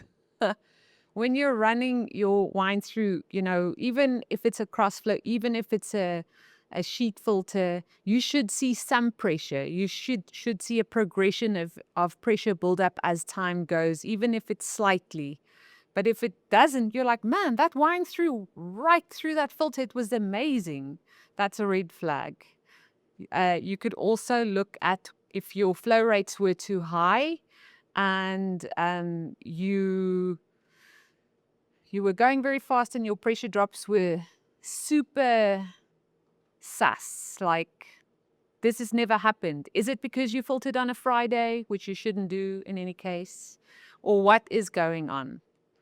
Depth filters in this case, and this happens a lot with sheet filters, is you're like, it went fine. And then you didn't monitor turbidity on the filtrate side. And the chances are that you didn't reduce those colloids. You just had a nice bypass filtration and you didn't actually filter. And then other indicators are if you run at an extremely high pressure and speed, you could also have colloidal bypass. So it's fickle, right? If you timed your Crossflow filtration, but things happened and now it was either delayed or the mobile Crossflow dude didn't show up or there was a problem with schedule, all the reasons. And they show up, but now there's a problem with bottling and you had a wait time. What does that indicate? How long ago did that Crossflow filtration happen? Did it even happen? Did you check filterability after the Crossflow filtration? Did you just check turbidity? So this is all very good questions to ask. Then we get to our friends' additions. Was anything added after the initial cellar filtration? And this is, this one can be very tough because it might also be spanning between different facilities. You might have cross-flowed at one facility and added something and shipped it to the other facility, and they're like, did you add anything? No. We may have blended. There might have been a little wine left from a different batch, but who's going to know about that? It'll be fine. Did you add things like tartrate inhibitors or tannin or manoprotein or concentrate? And when was it added? Were the manufacturer instructions followed? It's no wonder people don't want to add anything anymore because it can create all of this drama. So the thing with tartrate inhibitors is when you add it and the wine was not protein stable and it was pectin positive. And many of these tests, and this slide is very specific also to smaller producers because they don't always have the capability to test. They chose tartrate inhibitors because they don't have the cooling capability. They're in the back of Bionski, so they're not close to any lab that can have a quick turnaround. So I get why those things are so useful, but there isn't even always small print in the instructions for use. Of course, some tartrate inhibitors are not compatible with rosé or anything red-ish. So without pre-testing, you might have color dropout. And then another typical thing is when the product was added when the wine was super cold. So how do we move forward? What do we do with all of this? Everybody's looking at each other and going like, it's not me, it's you. It's those people, those winemaking people, man. And the winemakers go, those people in the cellar done messed it up again. Oh, those bottling people are crazy. It's very easy to pass the buck. But in the end, there is an answer. So you're there, you have all the wine, it's got to get into the bottle. What do you do? What are your options for mitigating? You've failed filterability, and what do you do? So your options are, you can adjust filterability inline. As Daniel was saying, you can do that with a type of depth filter. And this gets tricky because some facilities, they don't want to add another filter. It's another housing to have to manage. It's another housing to have to hot water or steam sanitize. And it's another thing that you have to pay attention to. Totally understand that. And you can also do something, and we'll get to that slide. Look at your pre-filtration cartridges on your skid or on your setup. There are some different options there. And number 2 is remove the membrane filter. Go through a pre-filter that has a validation for microorganism removal, and you know that you're going to get a certain reduction in population, and then add Velcrin. And the red one is delay bottling and go back to the cellar, which can be frustrating. So how to move forward with adjusting filterability inline. If you have a borderline fail, you can review the existing pre and final cartridge selection and either change that pre-filter for something that can adjust filterability, or you add more pre-filtration capability. Maybe you have extra housing sitting around that you can fill with cartridges. With cartridges, it's nice because you can use the same setup for whites and reds. With something that's more cellulose-based, you have to have a separate setup for whites and reds. But then again, most of the times our issues are with the reds. So if you have an outright fail on this and you're like, I can't go back to the cellar, the Crossflow is busy with something else, we're going to be down. What do we do? A very good option is to put a lenticular filter inline, and it doesn't have to be a lenticular filter in the classic sense of the word that can go up to 45 gallons per minute. Remember what Daniel said, this is not to reduce solids, this is to adjust, this is just for charge. This is just breaking those colloids up and telling them, get in line, get in the bottle, stop complaining, don't hang out with each other. This is not a drill, but it is a drill. So you're basically just giving them that net negative charge and saying, relax, break up, with your friend that you're holding hands with. We're going to go back into the bottle through this membrane, and then you can hang out all you want. You can gossip and do all the things, but first you're going to get in line. There are also high throughput options here that you can go 120 gallons a minute. So it's not that you are, if you have a high speed bottling line, you're not necessarily restricted by this option. Yes, the problem is if you use the tartrate stabilizer and you are trying to adjust filterability with a cellulose-based media that also contains DE, you may risk cold stability if you use the tartrate stabilizer. That's where looking at other options like ED is a very viable option. The question that we often get is, why can't I adjust filterability with Crossflow? And the reason is because when we want to adjust filterability in line, Crossflow is really placed in line because it doesn't communicate with the bottling line. It doesn't know how to stop and to start. You'll give Cody and Damon a heart attack if you try to do that, and your seller staff will probably also never talk to you again. So don't do it. Just don't do it. Some people do push the envelope, and they would crossflow into a satellite tank, and then they would bottle from the satellite tank. But the problem is, again, how colloidally dramatic that wine is, and what kind of membrane do you have on the crossflow. So typically we see that ceramic crossflows have a much stronger shearing action of the colloids than something like PVDF or PES. But again, there are so many variables. This is a very gross generalization. The other thing with Crossflow is it's a nominal filtration, right? This is meant to reduce solids in a very quick way in one pass. It's not designed for correcting filterability, because when it's running as it should and it's at a perfect flow rate, the transmembrane pressure is as it should be, and you check the turbidity on the filtrate side, you're going to see it's probably less than 1. But now the Crossflow goes into a cycle where it kind of backflashes a little bit or something, and you check the turbidity at that stage. Here it goes up to 100. Suddenly you have the average of your filtrate quality is completely different. So this is why we don't just Crossflow and assume, oh, everything is, I tasted the turbidity once, it was under 1. That's not necessarily that the whole run will be under 1.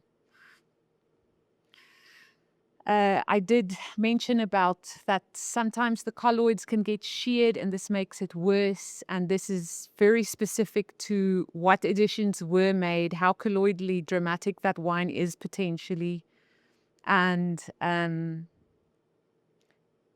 yeah, it's not the easiest thing to have to do. Plus, we already know that Crossflow isn't available. It's already filtering the next bunch of wine. And who has free spare Crossflow standing around? I don't know of these people.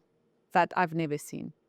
So, failed filterability testing, if you want to take out the membrane. So you have a pre-filter that you've quickly changed out with one that has a much higher retention that you can hopefully backflash and regenerate. Then instead, dose with Velcro. The pros are that it's microbial stability without worrying about the membrane. But if you have a very high colloidal and maybe microbial load, the Velcro can only reduce the population if it's under 500 CFU per mol. If you overwhelm it with a bunch of microorganisms, it's going to make an impact, but it's not going to be an absolute wiping out of the entire population.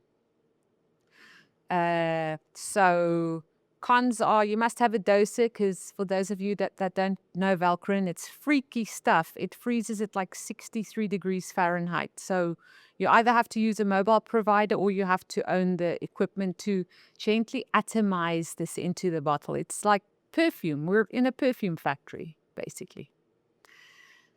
The hard one is delay bottling and go back to the cellar. And, you know, this one hits hard, because I feel like when you tell the wine, okay, you're not good enough to go through the membrane, there's like an energy thing that happens to my heart. Like no, you're not good enough. You have to go back to school, basically. Because the cellar people have been like, what are you doing back here? You're not supposed to be back here. You're supposed to go into the bottle and go make people happy when they drink you. What's going on here? So it is in red too, which is unfortunate. But also think about those wines that mobile bottlers have to deal with. You know, mobile bottlers, they're doing, in my opinion, God's work, because they show up at a place. They don't necessarily have this analysis to go on. They're there and they trust that the people that they're bottling for had done everything right. They corrected filterability. They didn't add any weird stuff. And everything is just going to happen. It's going to be fine. It's going to be fine until it's not, because then, as they rightly should, they're going to charge you upcharges for downtime on having to change out more filters. And then, you know what? Now there's fighting. There's infighting. Even if you didn't say a word to the mobile bottler and the mobile bottler didn't say a word to you, you can feel the tension. And you know, the children always know when the parents are fighting. So now you're doing nobody any favors by putting the children in the bottle. How are they going to go make people happy if they're unhappy going through a filter?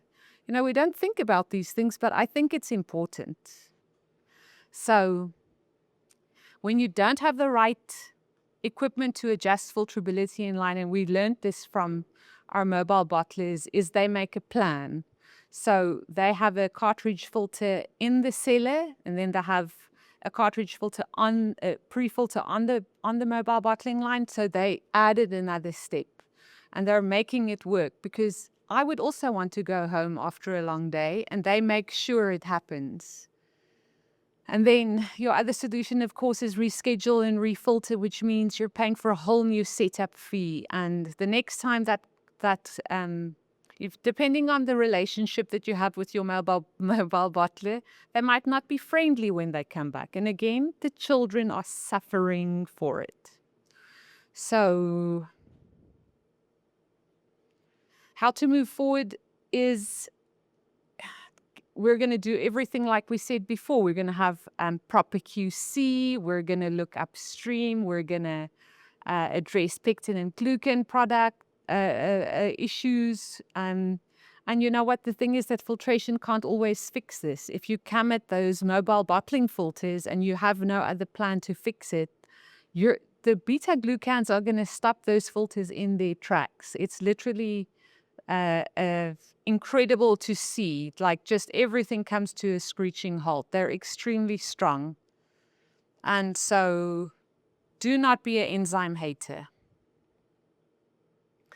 When the wine passes filterability, but you have the issues the day of. So our potential culprits are: the filters were compromised during heat sanitization. It doesn't take a lot to compromise a filter and have thermal warping. It's this little thing they call pressure under temperature. Like in the kitchen, we call it instant pot.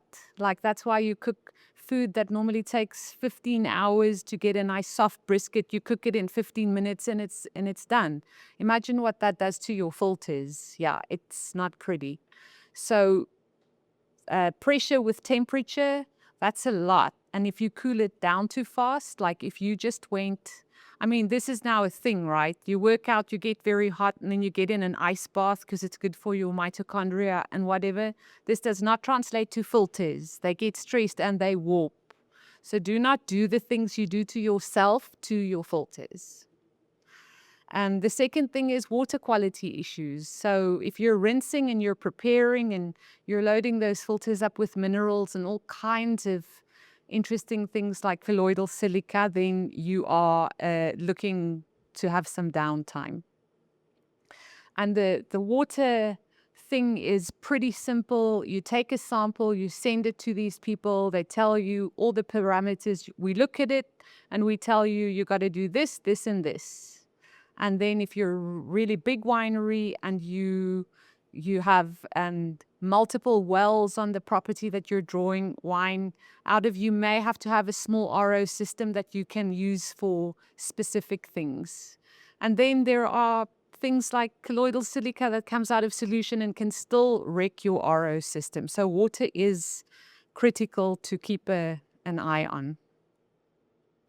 The other thing is you tasted filterability, but you tasted it after the crossflow, which is great. It's a very good thing to do to make sure that the crossflow was actually integral, because you can do a bubble point test on a system, but there might be one little capillary that's giving a little bit of issues, and it might still pass the bubble point test, but it won't pass filterability. So doing the filterability right after a crossflow pass is a great habit to get into, but then also do it the morning of bottling, because things change.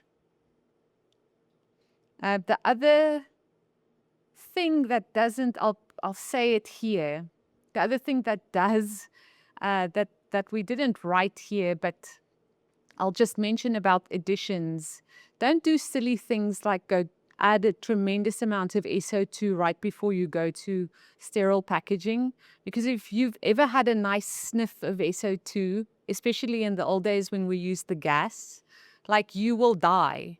So just imagine what you're doing to the microorganisms that's left in the wine, right? You're going to be filtering out shortly, but you add it big enough dose, you shrink those cells, they go into shock, they go small, and it doesn't take a lot of pressure to actually get them through that 0.45 micron.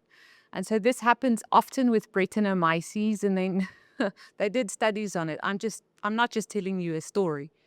And they go into like a zombie state where you could plate for them after bottling and they won't be viable. But give it a few weeks' time and it's getting used to the fact that it's now the only cell in the bottle and it made it through the membrane. And it's like, you know what? It's actually very nice here. Yeah, there's no sugar, there's no malic acid, but there's all kinds of other interesting organic acids I can try out, and the buffet is fantastic. And the next thing you know, you've got Bretty wine. And the French gets away with it all the time because they call it terroir, but we don't. So don't add big amounts of SO2 before you bottle. Don't do it. You're going to stress the children. Okay, so you passed filterability. You compromised your filters because you were overzealous with the hot water and or steam and or cool down afterwards. What are you going to have to do? You're going to have to replace the filters and start the sanitation process again. You have water quality issues. At least filter your water down to 0.2 micron. 0.2 micron doesn't retain colloidal silica, but it does retain other minerals, and it really makes an impact. Some people have such hard water that they can't get it through a 0.2, so they at least use a 0.45 micron, which is better than nothing.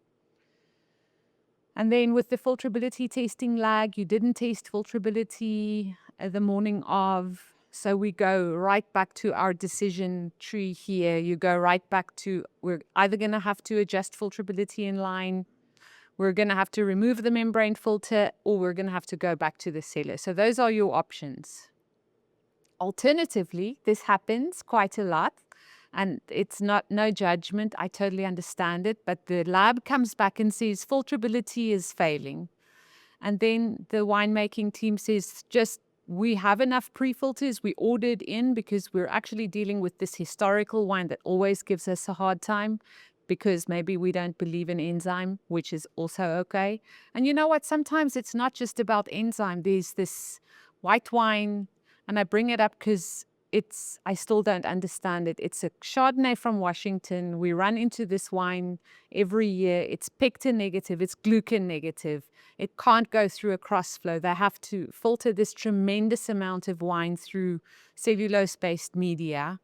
And it's the only way to get that wine through the final filter is to hit it with tremendous amounts of diatomaceous earth. So, you know, we do a great job to tell you about the things we have identified. Yes, we have identified pectin and glucans, but you know, we're living in an environment where there's such a lot of other things going on. And microorganisms like Pediococcus and Botrytis, they produce beta-glucan fibers when they're trying to outcompete the other microorganisms in the matrix. This is their way of saying, not you, you don't get to come play here. I want it all for myself. But what about the other things that some microorganisms can produce that will clog our filters and that we don't have an enzyme for? So we work with a magical matrix that I hope we don't fully understand ever. I hope that it stays a mystery. Otherwise, there's Coca-Cola. You can just go have that. It's fine. So less common culprits. Yeah, the last minute blending thing. And this is sometimes because you don't believe, you're like, I should have added some of that to this and shouldn't have done that. Or there's a little bit of wine left in a tank. Or there's that one barrel sitting in the corner that you're like, what is this barrel doing here? Put it with that wine immediately. This stuff happens all the time. So with last minute blending, some form of two things gets thrown together might change everything. So what are you typically supposed to do? Oh, it's the dreaded bench trial, which, you know, Maggie and Ella and so many of you here, you breathe and live bench trials and you can do it in your sleep. It scared the living daylights out of me because I didn't know what I was going to find. I can't watch scary movies because I'm like, it's real. It's freaking happening in my living room right now. Bench trials did that for me. So you're supposed to take the two little things, put them together in a little thing and then test it and then confirm filterability on this small scale. And you should also confirm heat stability and cold stability. And then it passes. Everything is okay. Then you blend the two together and you do the same thing. If it passes, great. If it fails, which is not uncommon, you have to go through the same decision tree. I mean, this is hats off to you people that have to do that on a daily basis. It's mad respect. Then unexpected delays, which happens to nobody ever. It's never happened. It's part of our daily. Things fail, things don't go according to plan. People filter on Fridays. I mean, the nerve. So, you know, you have these delays and suddenly everything changes. So you're in this situation, you cross-flowed and you didn't have any last-minute additives. Now you can go back and cross-flow again, or you can adjust filterability in line with a cartridge if it's borderline, or with a lenticular or sheet filter if it's really bad.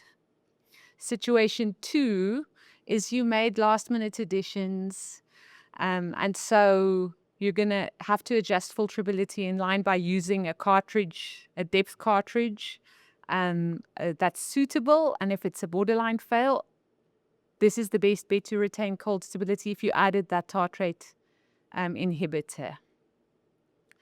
So this picture is one of my favorites because that picture on the left just lets you know what happens when you're using a Walkershaw in your winery and you didn't realize that it was actually made for the dairy industry.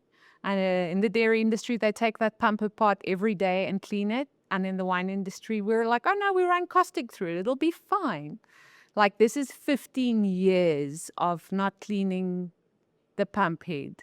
I don't know how they didn't get anyway, 15 years. And they were like, these filters don't work because we get hits on the bottling line all the time. And I'm like, yeah, I can tell. It's amazing. All I want to do is go clean that for them. So bad, so bad. But anyway, the picture on the right is at an extremely large facility out of state, so don't worry.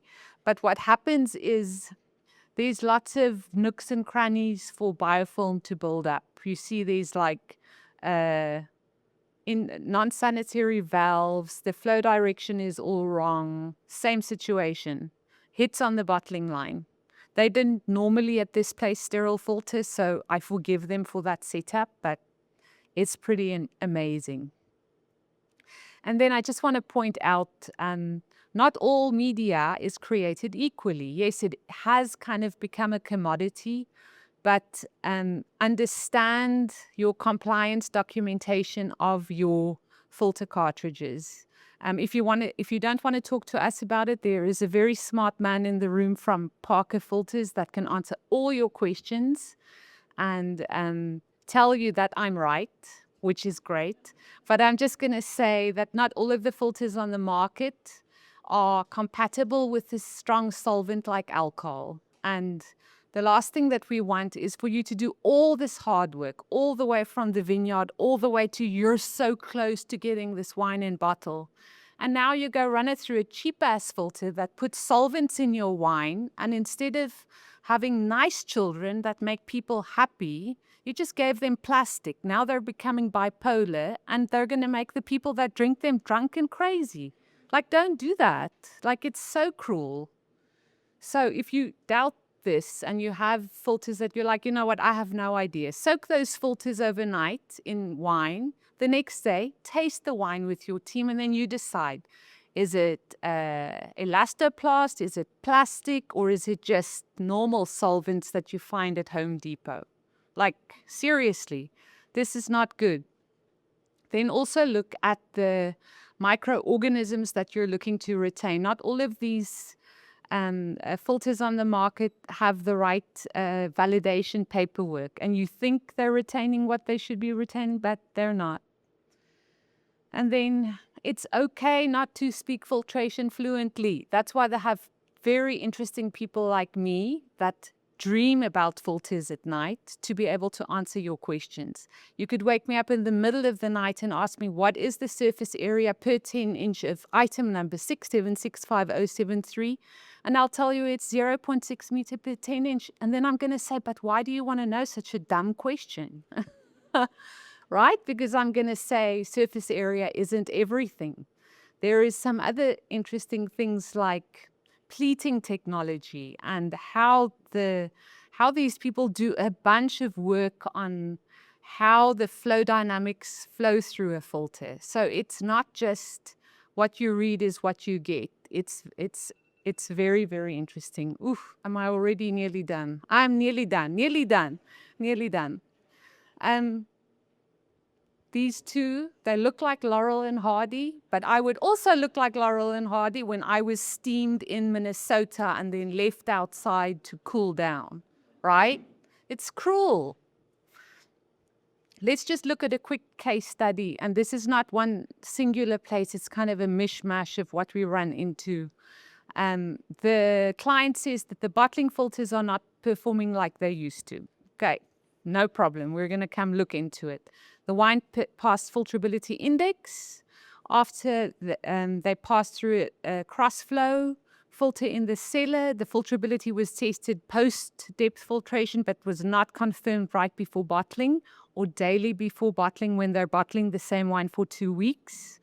The pre-filters were changed out once a differential pressure of 70 was reached. Just know that after 20 psi, you're trickling through. At 30, you're at standstill. At 70 psi, you're going to kill somebody. Like, don't do that. Like, this is bad. The filters were cleaned with caustic at 140 degrees after rinsing. The majority of the problems occurring on line 4 with micro hits on line 3. Okay. This is one of the reasons why when you have housings that have a bunch of stuff on top of them, you have to take that stuff apart and clean them by hand, like often. And that's why you pay such a lot of money for an auto skid, because you had very smart Italian people design this stuff for years and years and years, and they know nooks and crannies and all kinds of stuff like that. Also, this picture on the housing on the far right has no drains. So when you have if that's your pre-filter housing and you're rinsing it, you're not rinsing it to drain, you're rinsing it into the final filter. So this is not uncommon. This is really incredible. And some of these auto valves weren't working, so they weren't opening all the way and harboring a lot of things. So they were getting hits because of over-engineering, if there's such a thing. And my favorite picture again, but the issues that we identified is that the housings were being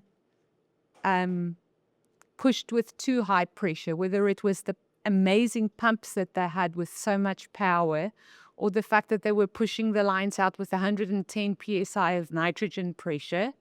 This damaged the media and they just passed through. And then the changeover procedures was gnarly, right? Because they run 2 shifts, and the night shift don't always know what the day shift is doing. It's kind of like the left hand and the right hand situation.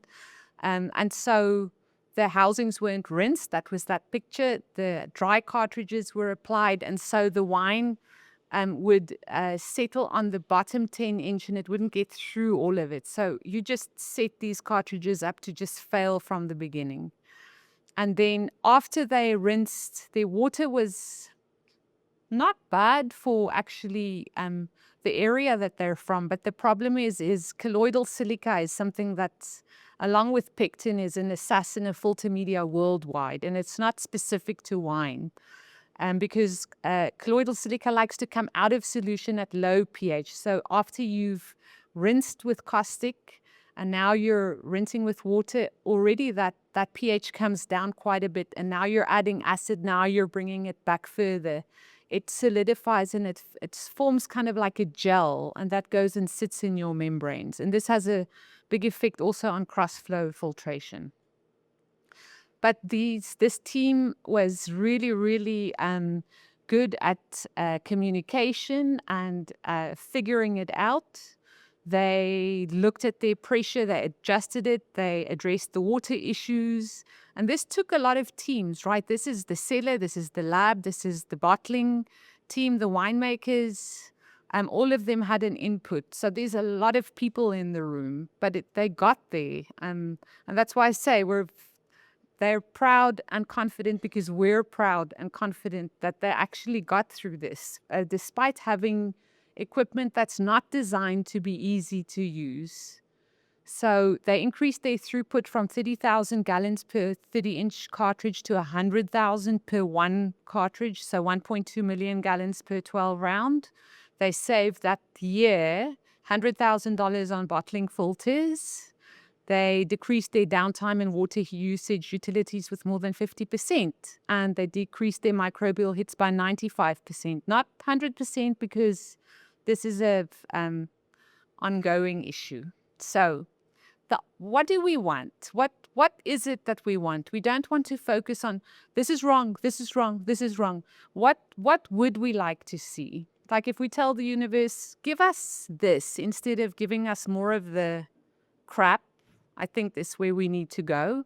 So the perfect bottling day, everybody is happy, everybody is excited to put their babies in the bottle and send them off into the world to spread love and cheer. You're averaging 100,000 gallons per pre and final 30-inch combo. You're running at a low differential pressure.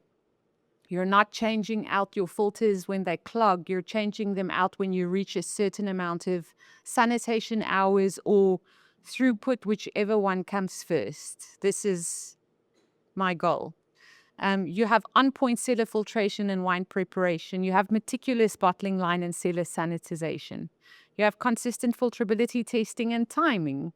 You're testing your water often, especially when the seasons change.